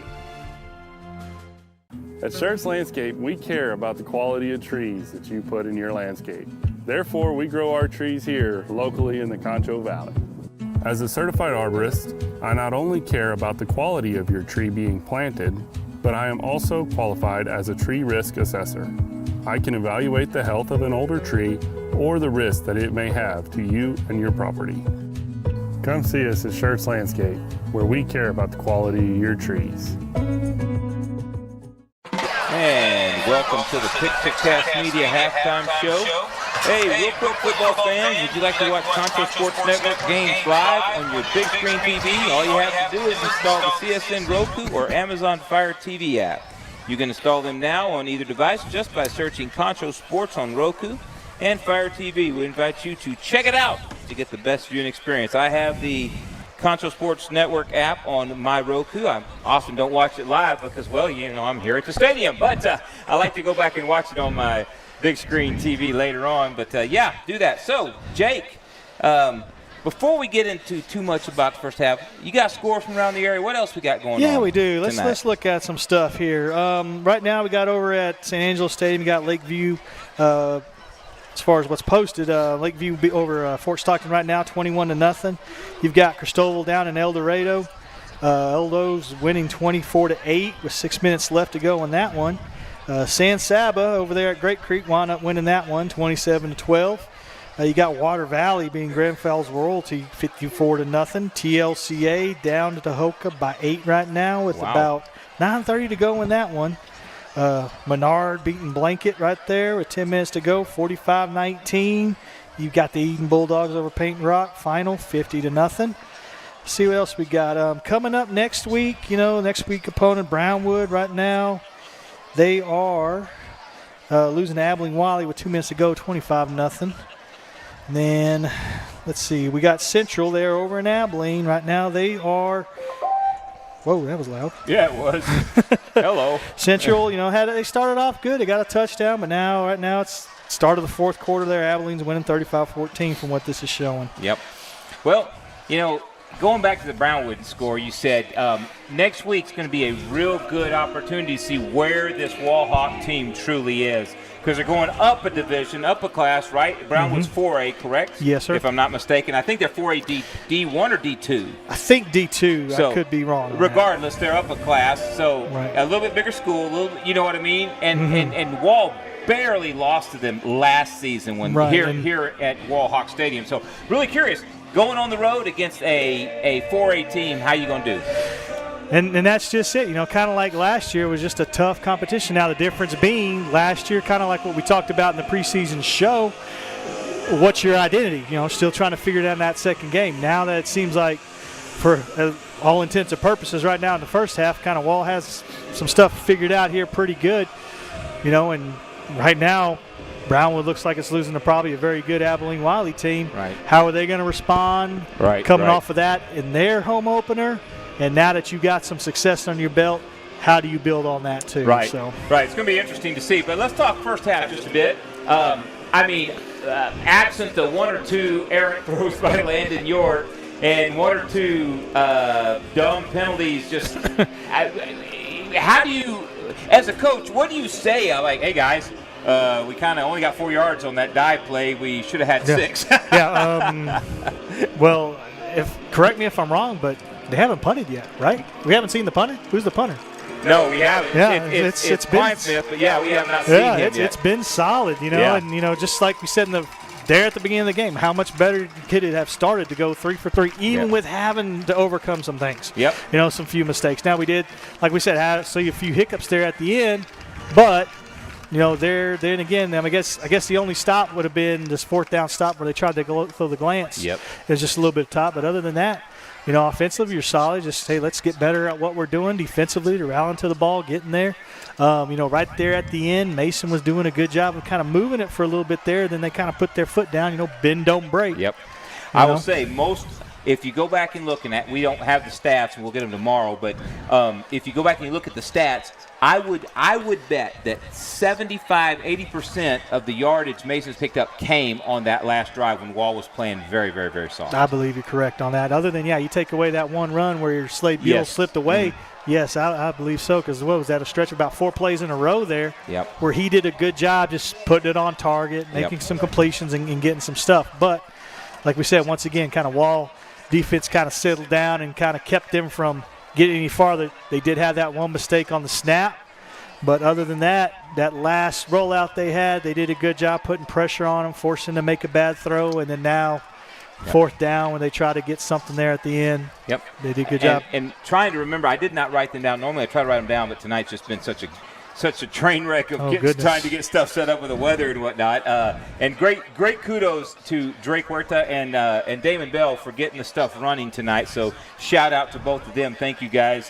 Drake, our cameraman, Damon, our stellar producer, and drone operator. Although he's not doing that tonight, he's just straight producing. But I believe does York have 4 touchdown throws tonight? I'm trying to remember. Is it 3 or 4 touchdowns he has thrown for tonight? I believe so. I know 3 or 4. Yes. There was that big package they scored off down in the south end zone. I think on the third drive. A couple of even were some big throws that got them there to where all they have to do is just bust out a power run and score a touchdown on the next play. But it definitely was because they threw the ball on that RPO first. So here we are for the kickoff. And the Church Landscape second half kickoff is kicked to the 7-yard line. Mason's right back up the field, straight north-south. They aren't dancing around and right stumbling, rumbling, bumbling. And you can kind of see it a little bit better right there on that, what Mason's trying to do with that kickoff, trying to bring a wall to this side and go back the other way just to create that scene. That was Colton Wenzel on the return and Colin Garcia on the tackle. And now the punchers will scrimmage from their own 28-yard line, 1st and 10. Slade Buell back at quarterback there. George Velez right next to him. So now we're going to start to see how well-conditioned this puncher team is. Now there's just a fake and a quarterback keep, and good pickup on 1st down. Yeah, absolutely. And that's one thing you can see that Mason's consistent right now. They're get Slade in there and get him running. Yep. 7 yards on that one, and the punchers with a 2nd and 3. This will be interesting to see the response here for Mason coming out of that half. Yep. What was said at halftime to see if these guys are ready, and looks like right off. 7 yards right out the gate. Can't sneeze at that. That's good. Good start. See, can they keep it up, and will Wall tighten it up here as Wall not pressing now, 5 yards off the receivers, and now again, counter, a little fake. Oh, did they get it? Nope. Look, they got it. Did they get Wall it? got the ball. Who is that, number 10? No. Yeah, trying to see. Yep. Number 10. Gavin Sisson with the recovery on that. Been around that ball all night long, and now on the fumbled handoff. You can see there on the instant replay, the postal annex instant replay. Yeah. Sorry. See, they're trying to read that counter again. Looked like Buell was going to pull it again and just didn't get the exchange, and that's dangerous.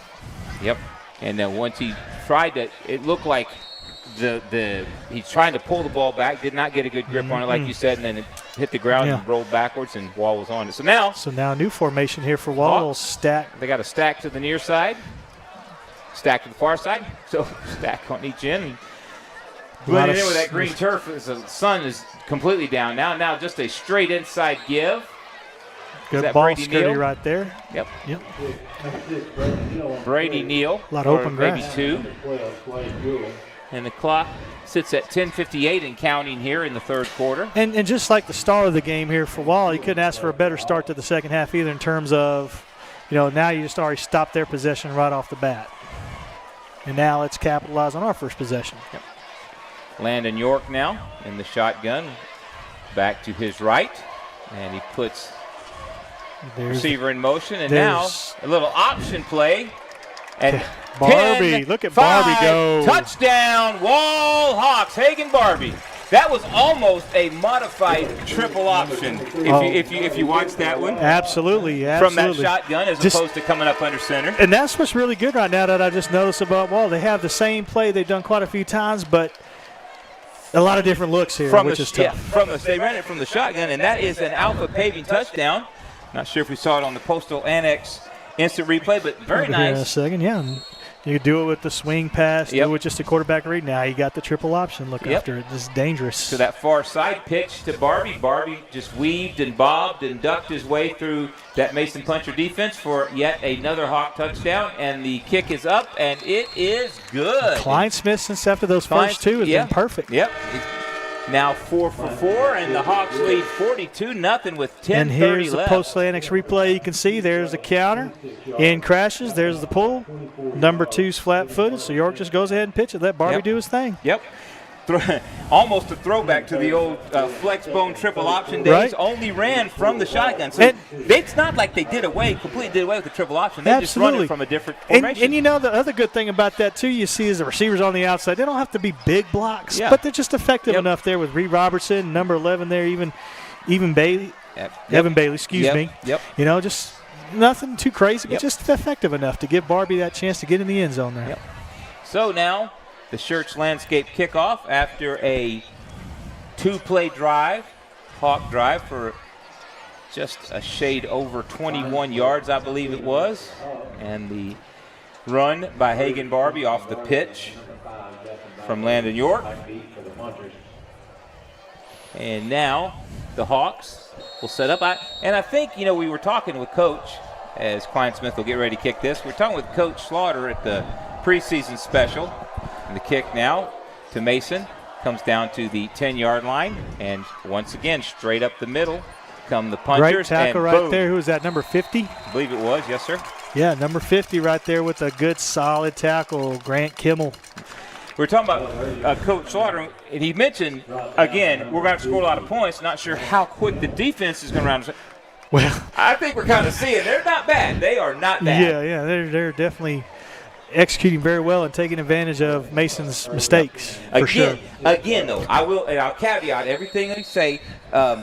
Next week's going to be a real good barometer of where this defense is. I think the offense can score all day long. It's can the defense get stops against a team like Brownwood. Yeah. So now 1st and 10 for the Mason Punchers. And now there's the fake and the keep to the nearest or the far side, first down to the 40, still going, 45-yard line. That has been one of their most effective plays, just a little bit quarterback pull counter, which looked like they were trying to do that on the last time when they fumbled. And that was a Oasis Crop Insurance first down. Down to 10 minutes in the quarter. Yeah, we didn't even get to mention the Angelo MRI red zone on that last drive. Yeah, you can see it here on the Postal Annex. There he is, just the fake and just following that tackle around. Yep. Made it a little tough there on number 48, Dylan Sellers, where he couldn't get down and make the play. So 1st and 10 now from the 43-yard line of Mason. Too high snap, look. Motion, fake, another whistle, mistake, flag. another false start. And there's another Levis roofing and solar paneling. You think I'd have that down by now as much as we call that sucker. After all the laundry on the field tonight. Yeah. And, you know, once again, though, you do kind of expect that in the first game to be calling that quite a bit. But still, it's, I think we're approaching excessive now, though. I mean, you expect a few here and there, but this is and that surely is something that, you know, Coach Grevin will definitely address, coming in, going next week there for Mason. It's for driving him nuts on that sideline, seeing all that laundry on the field. You get some good plays, and all of a sudden there's a back. So there's an actual counter that time. They actually do hand it off to George Velez right there. Velez gets maybe two of that. Wall defense, great job. A couple of guys in there on the stop, minimizing that. 10 left in the third quarter as the clock continues to melt away. And Mason will have a 2nd and 13 from their own 41-yard line. Trying to get something going as the Punchers trail 42-0 here at Wallhawk Stadium, Clayton Weishuhn Field.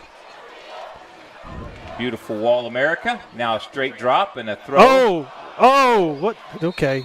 Wow, a couple interception chance, a second catch chance I'm there. over here That was, watching. I need to see that on gosh. the Post Atlantic instant replay. I don't know. I'm like trying to figure out what happened on that one. Yeah, who's that? It looked like who's that corner over there? That's there you go. So it's incomplete pass. It's the bottom line. Yeah, so Jager Thompson just kind of bounced off right there. Looked like it was about to be another kind of RPO there possibly. Just bounced off his shoulder pad, right off Jager Thompson. And then two Mason punchers right there had a chance to kind of make that catch, but it looked like another one of those RPOs where the quarterback had an option to run, but decided to throw it to Jager there. So 3rd and 13 now for Mason. Snap. Here comes an inside give. Actually, Look no at that. fake, and Pulled the quarterback with still. He pulled that. Good call. I missed that one. And a 6-yard pickup, but that's going to bring up 4th down and 9. And there looks like bringing out the punt. And it almost looked like one of those kind of calls to where maybe get enough yards to where you might can go for it. Might roll the dice and go for it. Wall kind of shut him down for the most part on that. Here, as you can see on the Post Atlantic's replay, just pulled it and tried to get downhill, got something. If he could have broke that one more tackle, and that's maybe one thing that's down. been effective for Mason right now is just running Buell right here. He's a hard runner, and it's just Wall's just doing a very good job minimizing all that. And the kick now, Kellen Oliver picks it up off the bounce. He brings it there you go. upfield, Be 20. careful. There you go. 30. Jukes back inside, cuts back outside, tackled at the 37-yard line. And so it's been good return yardage for him all night long. Absolutely. And, one thing you see Oliver that he does real well is he just keeps going downhill. The moves he's making, just a quick sidestep and keep going. Yep, indeed. Effective.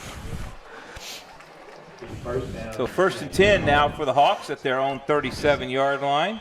And now you can already see it. They're giving oh, no, there he is, number 12, still out there. Okay. And so Mason's coming out that same odd look they started.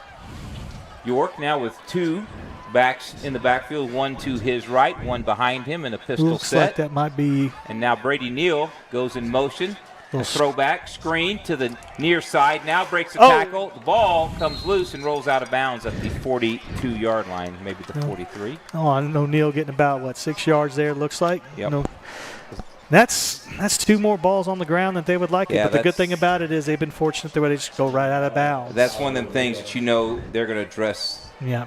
Going to address this week. So if this anything, you talk about film, hey, let's focus on what we can fix. Yeah. So that's kind of one thing they can look at. That's most assuredly something you can fix. That's not something out of your control. Hang on to the ball. Ball security. Right, absolutely. So 2nd down and 4, 7:43 as the clock runs. And now York. Ooh. Actually, that is not York in there. I do not believe. Is that Gunnar King? That's Gunnar King at quarterback. I am so sorry, folks. We have completely missed that quarterback swap. And I'm sure the coaches in the booth next door are laughing their behinds off at us. We completely missed that quarterback swap. That is number 9, Gunnar King, the junior, in there playing quarterback. My eyes can lie to me sometimes and frequently do. Just had a little miscue there on the zone read there. Yep. Now he settled down. Let's see what he's got. And that is. Get that out of the way early. Yep. King little retrieves the pass. Little out. And Good he hits throw. a receiver on a little out route. That is Kellen Oliver breaks a tackle. He is that's. And stop me if you've heard this before. That's an Oasis Crop Insurance first down. Quite a few of those. Oasis Crop Insurance is loving this game tonight. And then here you go, Post Atlantic's replay. No, good job.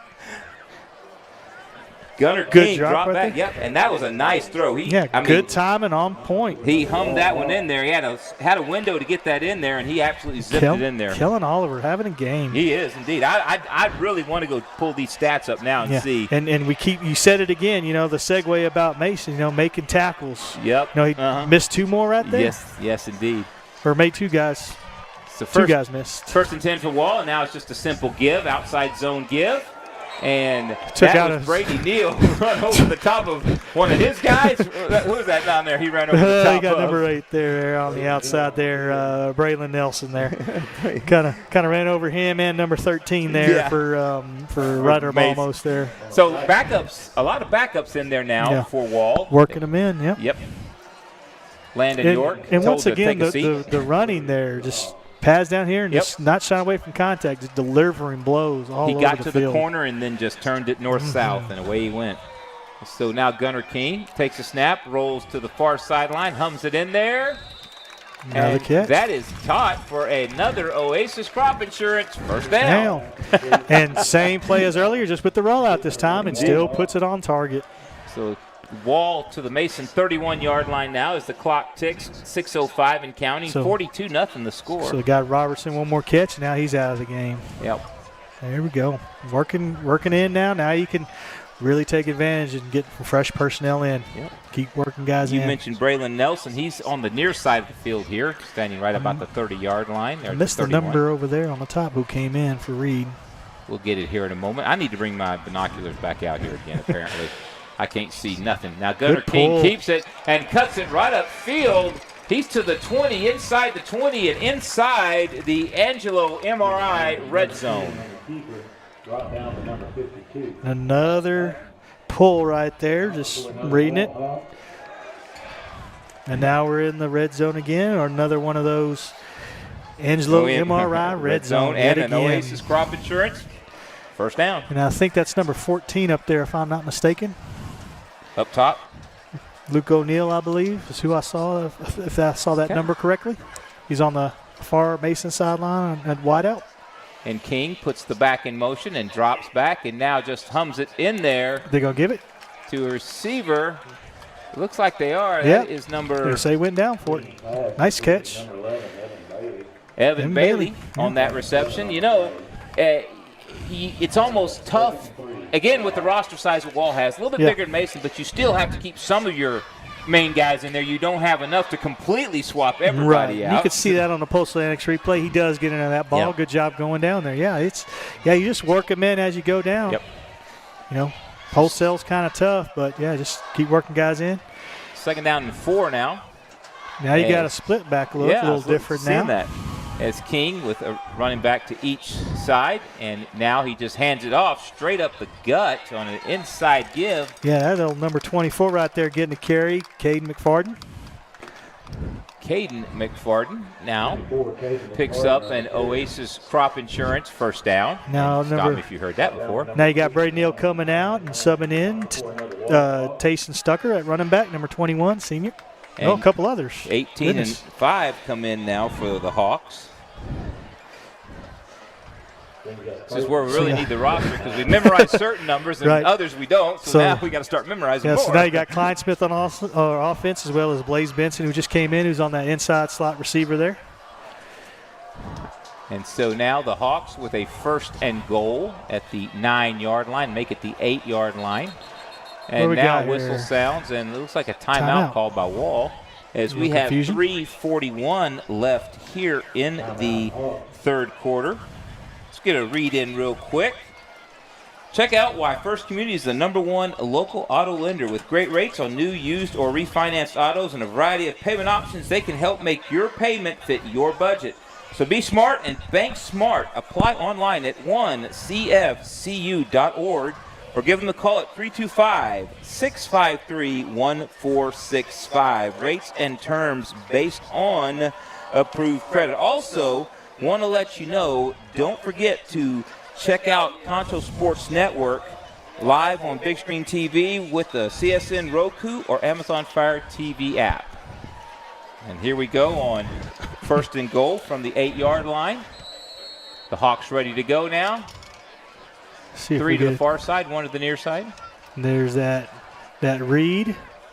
And Gunner King, what a spin. Oh, my goodness. He hit the circle button twice on the old PS5 controller, spun out of 2 tackles, and brought down at the 3-yard line. Got to use that right thumbstick there to get the modifier. You can see it on Postal Annex. Oh, my goodness. That was straight up NCAA football / Madden right there. And there it is. That time you could see it's just another replay. This time just pulling the tackle.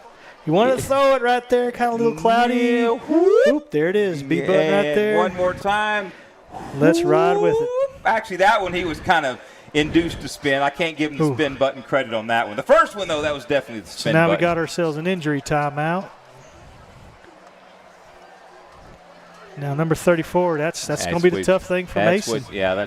This is the point in the game where you start having those. You see those things. Maybe it's cramps. You know what I mean? Because it's very humid, nasty humid. Normally it's not all that humid out here, but with that weather that rolled through before the game, it's nasty. And you can see him right there over there. Well, is that? Yeah, there he is getting stretched. So and that's one thing you saw Velez come out right there before the half. You know, after he took that, he had that good hard run on 4th down, and then just had to come out. Yep. So now 2nd and goal from the 3, and receiver in motion. Now Gunnar King slant. Oh, he had him, and he just knocked away. Nice defensive play by the puncher. Number 10, Trevin Loeffler there. Yep, that was a great play because Gunnar King put it on him, and he just could not make the catch as he was contesting with Loeffler. Like you said, Trevor Loeffler was able to knock that one away. Yeah, great from the execution. Hawk receiver. Yep. And great defensive play.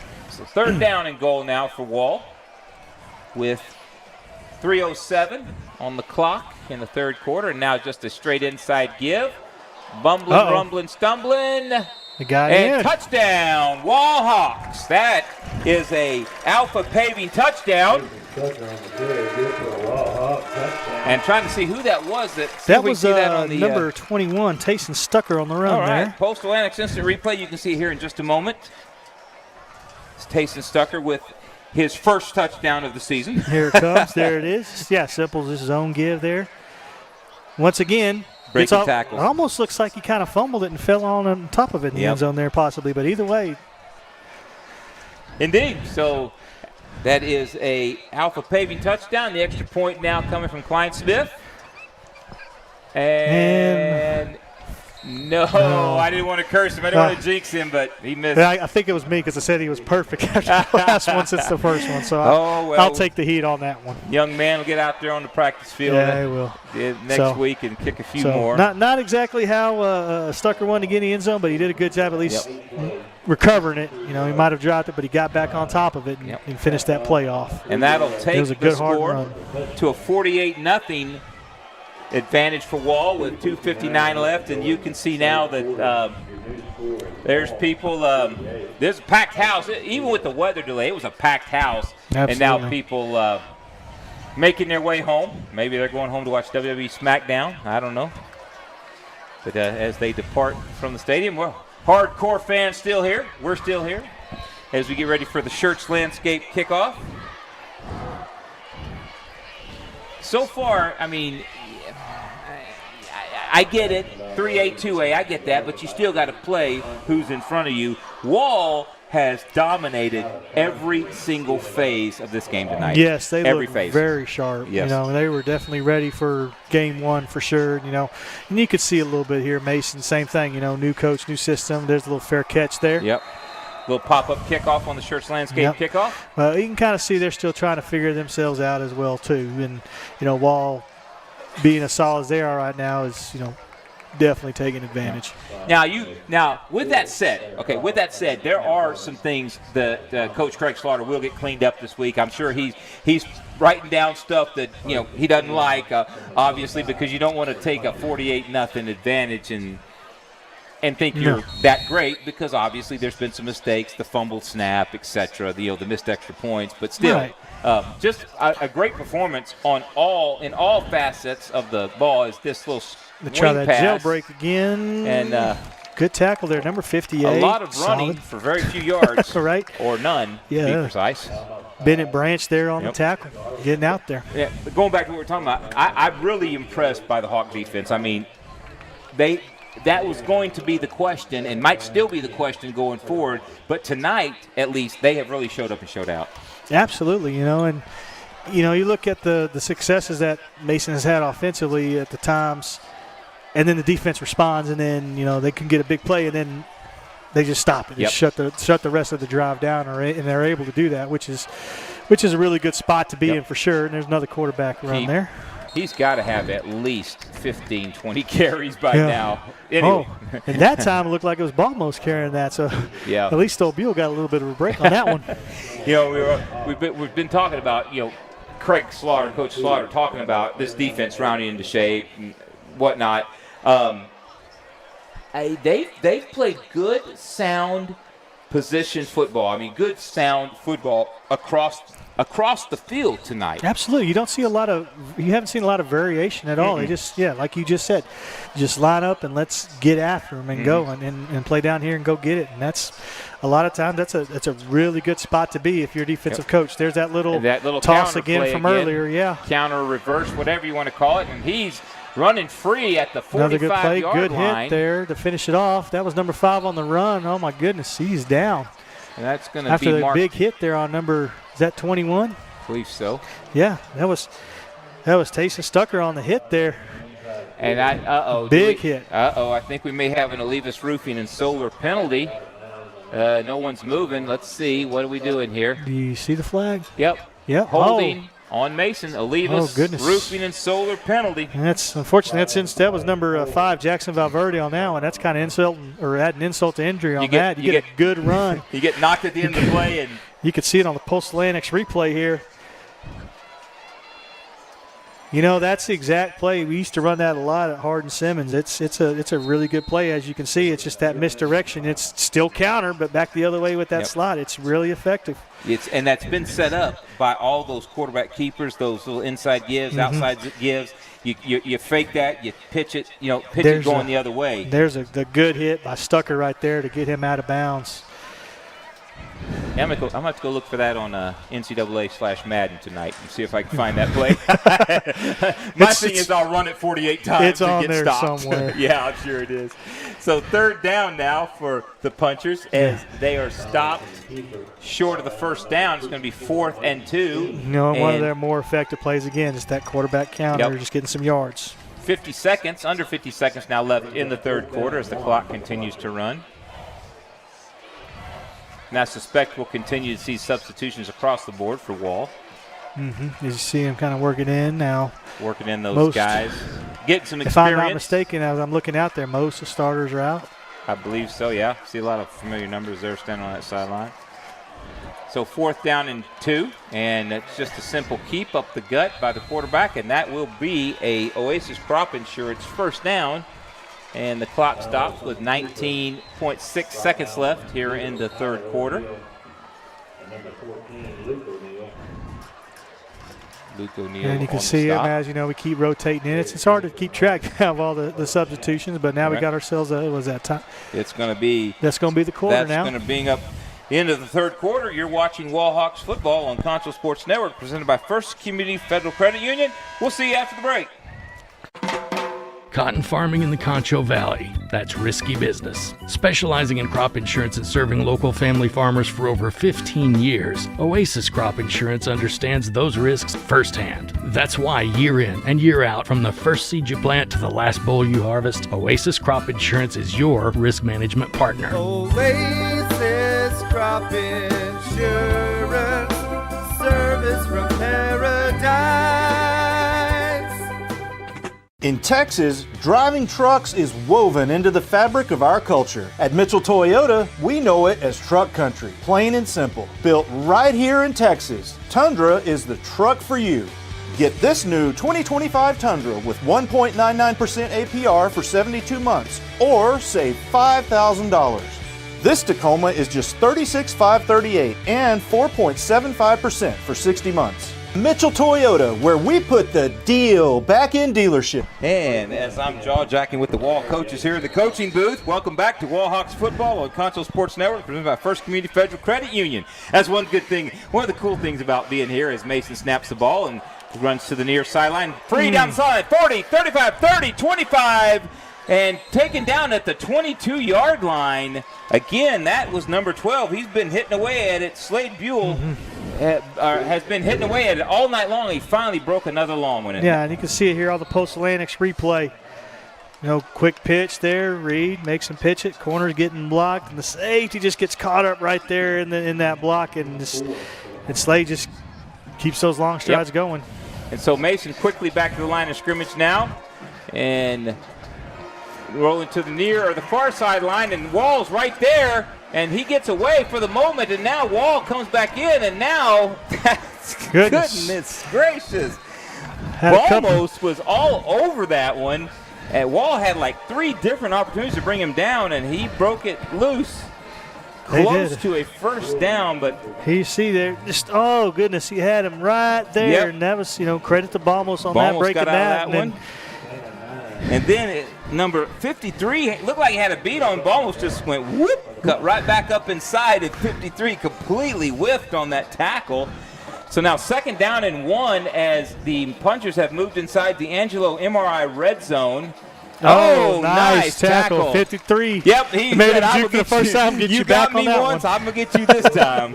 Yeah, so nice. Tried that counter. He fell right into it. Good play. That was Slade Smith on that tackle. Slade Smith. Last play, he got juked out by Balmos. On this play, he came off that edge, and he wasn't letting Balmos get away that time. Now we got, what is that, a 3rd and 3? Yep, 3rd and 3 now. As we're just underway here in the 4th quarter. Wall Hawks up 48-0 over the Mason Punchers. Mason still has Buell and Balmos there in the backfield. Yep. So Balmos now leans in, claps, gets the snap, and he's just going to go right up the gut. And that's a tough play to stop. Yep, it is. As big as Balmos is, and he leans forward for an Oasis Crop Insurance first down just outside the 10-yard line. Yeah, just a... By far, the deepest Mason penetration of the night. Yes, I think before that it might have been 30, 35 yeah. maybe. They hadn't got inside the Angelo MRI red zone until this drive. So let's see if they can finish this drive off right here. And hopefully get something to build on going in next week for them. Yeah, they desperately need to score here. And then that's kind of what you're looking for at this point in the game. Just build what some can momentum. we build on? And there's that same play, that little counter. And you can see how tough it is right there to stop. And Wall pursues it fairly well, but Mason does pick up 6 yards on the play. Didn't quite end like it did on the last one. Stucker still makes the play there on number 5. Valverde, not quite as big of a hit that time, but Stucker still makes the tackle. So now Mason with a 2nd down and 2. They can pick up a first down without scoring a touchdown. And what makes that play so tough is same thing like you said earlier. You run those quarterbacks so much and the flow is going to go that way, and then everything else just comes right back there before you know it. Your instincts tell you pursue, and then they're coming back the other way. So anyway, so straight up the gut goes Balmos, and he is going to lean forward, and he's going to be brought down at the 1-yard line, but he does pick up an Oasis Crop Insurance first down. Oasis Crop Insurance is going to love us tonight. All the first downs have been put on the board here. 1st and goal now for the Mason Punchers, 8:49 and counting, and I'm sure Wall would love a shutout, but here's your first under center look. Yep. And just a power toss. Yep. And that is an Alpha Paving touchdown for Mason as they score their first points of the night. As Jackson Valverde getting in the end zone there. Yeah, as you mentioned, just a straight power toss. And Balmos, if you notice, Balmos turned to lead. He pitched it and then turned to lead around that corner. It's one of those good old school wing tee plays right there. There you go. Yes, sir. Number 6 here lining up to kick, Colton Winsel. First action from the field tonight after the opening kickoff. See what he's got on the extra point here. Snap back, down, up. Man, he's got himself a leg. That is accurate. Yep, that is good. He did. That one was above the uprights as it went through. So good leg on that young man. And so now the Punchers with a little bit of momentum here is with 8:37 left in the game, a 48-7 deficit. I think it's pretty safe to say you're not coming back, but you want to get as much momentum, like you said, going forward next week. Right, yeah. Let's see what can you build on. Right. Talk a little bit about next week for these Mason Punchers here as we finish up this broadcast. They go and play Brady, so they start their first 2 games. Is that nope, they're at home. No, I take that back. They are at home. Sorry, I'm looking at the wrong side of the schedule here. They will go back to Brady and play at the Puncher Dome. Back to Mason, play at the Puncher Dome against Brady next week, and then following up, they'll go on the road, just up the road here to Coleman, Texas, and to play Coleman there. So that's what they've got coming up. These smaller districts, you don't get into district play till you play half your season is non-district games, and then you got 4 or 5 district games to close it out. Right. And then, like we kind of talked about in that preseason show, Wall's got 3 games on the road, and then districts home away, home away. Yep. That's going to be a tough one for Wall, too. We'll talk a little bit about that as we round out this game, as Mason now with the Shirts landscaping kickoff. Get our first look at the Wall kickoff return since that opener. Since the opening kickoff. It seemed like hours ago, but it really wasn't all that long after the weather same delay. personnel as returned it before. Yep. And that's going to be Reed Roberts. Is that Reed Robertson that out there is still Reed. Yes, returning? Yeah, it looks like they just kept the kickoff return the same, and they took that bounce. What did that bounce right there at the 20? Kind of gets a little bit there on it. We talked about. Let's go back and talk about Wall's schedule for a moment. They go. Is it Brownwood next week? They go up to Brownwood. Yes. And we will have that game on Concho Sports Network, folks. All Wall Hawk games will be on CSN this year. Even the away games will be producing those remotely. So we will have all your Wall Hawk football excitement. So if you can't travel to Brownwood next week, if you can, by all means go and just come home and watch it later on YouTube, because it never goes away off the YouTubes. So you don't even have to DVR it. Just go back to the YouTubes and look for Concho Sports Network and watch it. But if you can't, tune in. It'll be myself. Are you on the call that week with me? Or you have to work? No, I'll be working on that. You have to work. So yes, sir. It'll be me and color analyst to be named later, kind of like a trade. Wall with a 5 wide receiver set from their own 28-yard line. Now the whistle sounds. Delay of game. And after a 1st and 10, now they'll go 1st and 15. And that's one of those rare errors of Leva Roofing and Solar penalty. Yeah, and those can kind of be easy to get sometimes after that kickoff, because that clock only starts at 25. So you're trying to get things sorted out. And when you got backups in there that aren't used to running quite that fast, and now the snap and just the handoff on a little sweep, give, motion, whatever you want to call it. Little Blaze Benson on the run there. Number 52 for Mason making the play. That was Cass Dutton making that tackle. Wall with a 2nd down and 15 now, 8-12 and counting here in the 4th quarter. And stay tuned. As soon as this game is over, we'll do a quick look back and a quick recap, a little post-game show action, and set you up for next week. 2nd down and 15. Snap and just a little quick toss play, and that's going to be blown up. And now a flag comes in, holding, blocking the back perhaps. For another Levis Roofing and Solar penalty. There we go. Levis Roofing and Solar are going to love us this week as well. Penalty has declined.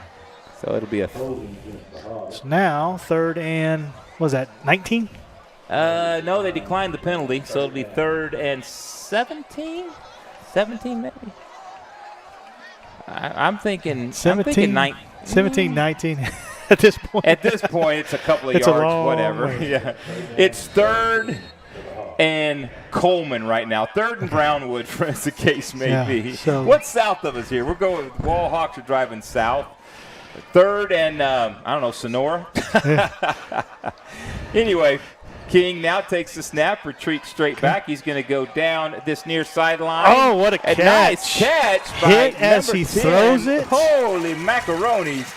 That was trying to see who that Gavin was. Sisson on the catch there. Gavin Sisson goes up, contested catch, brings that down. You can see it on the Postal Annex replay right there as Gunner gets hit as he throws it. It's still on target, and even then, Gavin Sisson getting hit as he's making the catch. It looked like a split second early, but no harm, no foul. So they just said, who cares if it was 19? Yeah, a little bit more than that. Yep. No problem.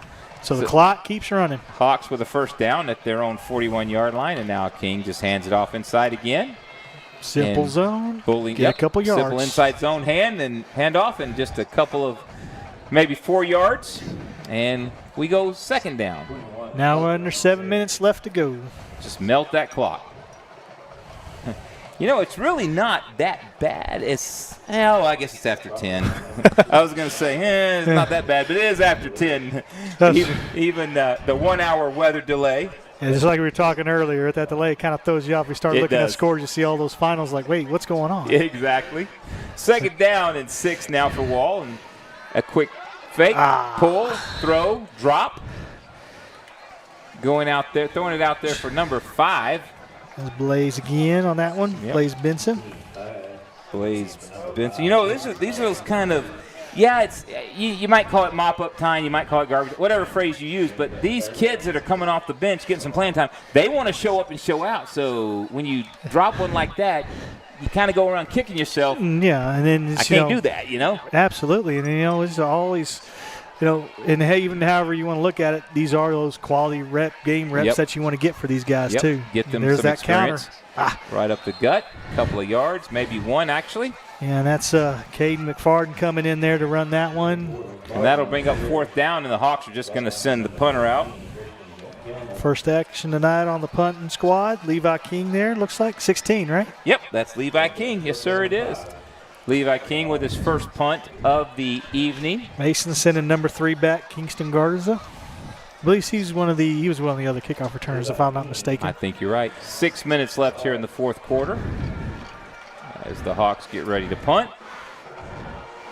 And the snap back, foot to ball.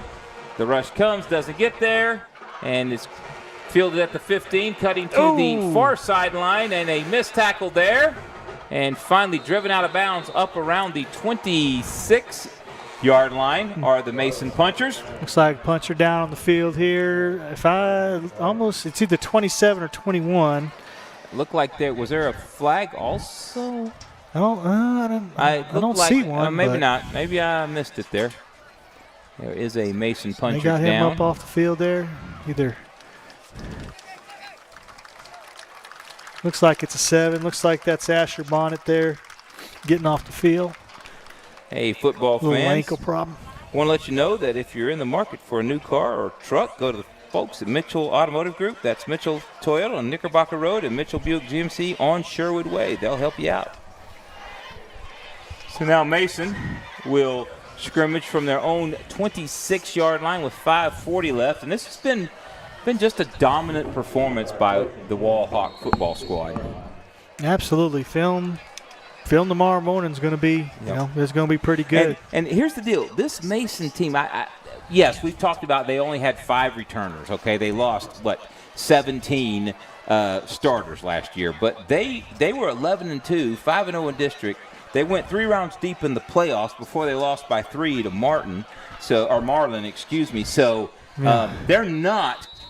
they're not just a run-of-the-mill team. They're a good, true powerhouse in 2A. No, and even then, that Marlin team they lost to wound up losing in the regional final to the state champs, Ganado. Yeah. And so they are, even last year, the 28-6, with Wall, of course, finding their identity and still, beat Mason 28-6 and them making that run themselves.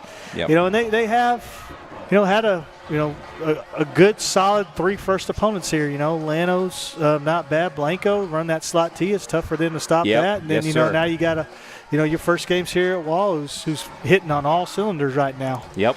So now 2nd down and 8 for the Punchers. Just a straight quarterback keeper. And that's one thing you got to be solid on tackling with those because they hit so fast. Yes.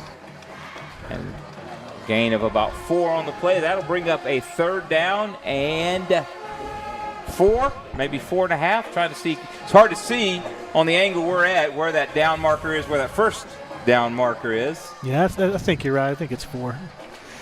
Man, they can still smell them burgers coming. That burger smell is drifting in the window right here. I know. Good Lord. Goodness gracious. Stomach be grumbling and rumbling. If y'all can hear that at home, forgive me. That's just my stomach smelling that burger smell over there. 3rd down 4. Punchers in the gun. Running back to his right. Little quarterback fake. Counter. Keeper. And that is blown up by that Wall Hawk defense. Goodness, who is that right there? Number 62 or is that 52? Did not catch that number. You're asking the guy with old eyes? Well, I'm not far behind you, buddy. All right, that's valid. Yeah. Regardless, that's going to be a 4th down and 5. Right, that was a good tackle right there. I think that was Alex Samaniego on that one, number 62, if I saw that right. But yeah, that's what you got to do on that. They've had a lot of success on that quarterback counter, and just wrap up and finish the play. And now the Punchers will punt with a running clock inside 3:25 by the time this ball is snapped. And that's going to roll back to the punter. He's going to pick it up and just kick it. And Wall had nobody back there. And that's going to roll inside the 20, inside the 15, 13-12, and touchdown there by Mason. And so that'll be 1st and 10 right there for Wall with 3:09 left. So now you're to the point where you just hand it off, milk clock. Yeah, what you would call your 4-minute offense. We only have 3 minutes left, but 4 minutes it is. You're right. It's let's kill the clock and let's finish this off. I mean, I'm not on the Mason Puncher coaching staff, but I'm pretty sure they're not calling timeouts here. No, Regardless, they're not going to call timeouts. Got what they can out of it. Yep. Now let's go home. Yeah. You know, Mason did. I mean, you look at the score and you go, "This was a blowout." But Mason put up a pretty good fight tonight. I mean, they were just overmatched by a very good Wall Hawk team. Now it's inside give, just straight up the gut. And you can see, when they kind of get into their district and some of their games, they're going to have some success. They are. Unfortunate you get to come here for your first game. You're running up against a buzzsaw with a ton of returners on that offense. And some depth at defense. Even though they did lose 7 starters on defense, they still had, as we saw tonight, some quality guys that have stepped in, next man up. Yeah, and the few, like we said, that were going both ways, they were still able to spell them and not skip a beat. And that's kind of, what Coach Slaughter was hinting at there in the preseason show. Yep. So now that's given up the gut, stopped at the 15-yard line. Again, that's number 12. So seeing all these guys getting some action here. Get some reps. Yeah, Kays and DeLong. Okay, yep, DeLong there on that carry, and now 3rd down. And it looks like probably what's going to happen is, if I'm not, we're coming up to 2. I got to get used to that because now we've got the 2-minute warning. I was like, who's calling timeout? But no, 2-minute warning. I'm like, wait a minute. Don't make me a liar, Mason coaching staff. But 2-minute warning. We did. So while we're here, let's go ahead and talk about that. We did find out some information at halftime that this year there is 2-minute warnings here in Texas high school football. Yes, and thank you for confirming that for us. He kind of sent that to me. As far as they do in Texas, the UIL does operate under NCAA rules. A lot of other states use National Federation High School rules, and so whatever NCAA decides, transfers down into the UIL. It just sometimes you forget what's comes and what doesn't, and what gets enforced and what doesn't, just because there's some stuff that we can't do here in the high school level too. Well, 3rd down and 8 now for Wall, as they will simply most likely just hand it off with 2 minutes left, leading 48-7. Of course, there's been some things that Coach Slaughter will go into practice next week to clean up. Some things that I'm sure he did not like. And now King is scrambling. Is he going to pick up that first down? I think he did. Yeah, he got out of bounds. He did. Now. Okay. Now let's see what happens. Now do you got to keep calling some more plays or just go ahead and kneel it out here? Oasis Crop Insurance first down. I think that'll be the last time we see that because I think you're right. I think maybe they do. Do they just go to the kneel down? Yep. They're in the little bunch formation now, so just going to kneel down. Actually, as they go back to the huddle. It looks like maybe. They're running the clock. Yeah, it looks like maybe one. Yeah, there it is. Yeah, there's your safety there deep in back. Yeah, just going to kneel it out and finish this game off. Let the clock run out. And that's a snap. And knee goes to the ground. And let's see. We'll have to snap it. Yep, they'll have to snap it 1, maybe 2 more times, I'm thinking. Depending That's on where you how. kind of hope that clock operator lags just a little bit. Can we hold off on running the play clock for 5-10 seconds? And then start the play clock. Take a little bit longer to take a knee here. Yeah. And sometimes that's what you got to do, too. If that clock's a little bit off, just waste a little bit more time just to make sure you're running that so you don't get those penalties. So 2nd down and doesn't matter. There we go. And the snap, the kneel down. What are we at now? We're at 44, so it looks like he's going to have to go one more time. Have to kneel down. Just go ahead and snap it right now. You're under 40. Let's go ahead and snap it and be done with it. And that's what they're going to do. Good, solid game. It was indeed. Wall, and we'll recap it here in just a moment once this clock, and that's what they do. They snap it, they kneel it, and they'll line up for the post-game handshakes. But let's go ahead. Final score 48-7. The Wall Hawks will take this one home with the W in the season opener. But let's talk a little bit about this game first. What did you like? It's one of those where you look at, it's funny you bring up Madden and NCAA. You talk about that, and you look at the start of this game, and it was just solid both sides. 3 for 3 or 5 for 5 starting out the game offensively on scoring possessions, and then defensively, obviously they didn't score until the very end of the game. Didn't get to see too much special teams, but you can't look at it and say there's some things to kind of fix, but pretty solid. Yeah. It's like you think about, it's just those little things like, okay, let's just a little bit better ball security here and there, a few more times on the ground we like to. Yeah. Good thing is, the positive, you didn't lose the ball. Yes, that's no turnovers. Yeah. So the one thing I will say is, you said we didn't get to see much special teams. Well, I will disagree slightly. We saw 2 really good punt returns out there tonight. You're right. So I stand that's corrected a on that. You are correct. Yeah, that was on both of those. That was Kellen Oliver. Kellen he had Oliver a great 2 good punt returns. And he had himself a great game. It seems like whenever we call him name, it was something for. The first guy never did tackle him. It was always, and then, heck, even the second guy didn't tackle him. He had third, himself a fourth, game. fifth guy. But like I say, going back to special teams, though, those missed extra points, that's something that Coach Slaughter will not like and will address, I'm sure, this upcoming week. On the offensive side of the ball, let's talk defense. I'm sorry. Let me move over to defense. Incredible performance. Not knowing what we had, what they had on defense. What a game. Yes, absolutely. They were getting to the ball rallying, and like we said earlier, the thing that you notice is there wasn't a whole lot of variation. There were some disguising right there, trying to, fake the pressure and then back out and kind of getting what they're doing, but there wasn't a whole lot of need to do a whole lot else. Just line up and let's go. Yep, exactly. So going forward, next week, Mason, the Punchers will be at home at the Puncher Dome against Brady. And these Wall Hawks will go on the road 90 miles, 110 miles up the road to Brownwood.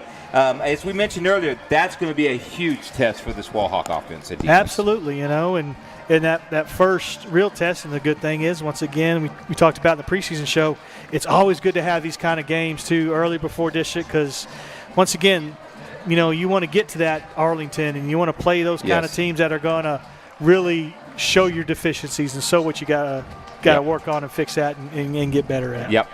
Well, that's going to do it for us here from Wall Hawk Stadium, Clayton Weishuhn Field. We want to thank you for tuning in and watching tonight. Thank you so very much. And want to thank Jake. Thanks, Jake. Great job. First broadcast. Awesome job. Just great analysis. Want to thank Damon and Drake for their stellar performance. Even though we had some hiccups, we overcame, we adapted, we improvised, and here we are. So once again, thank you all for tuning in. Want to wish you a good night. God bless. We'll see you next week.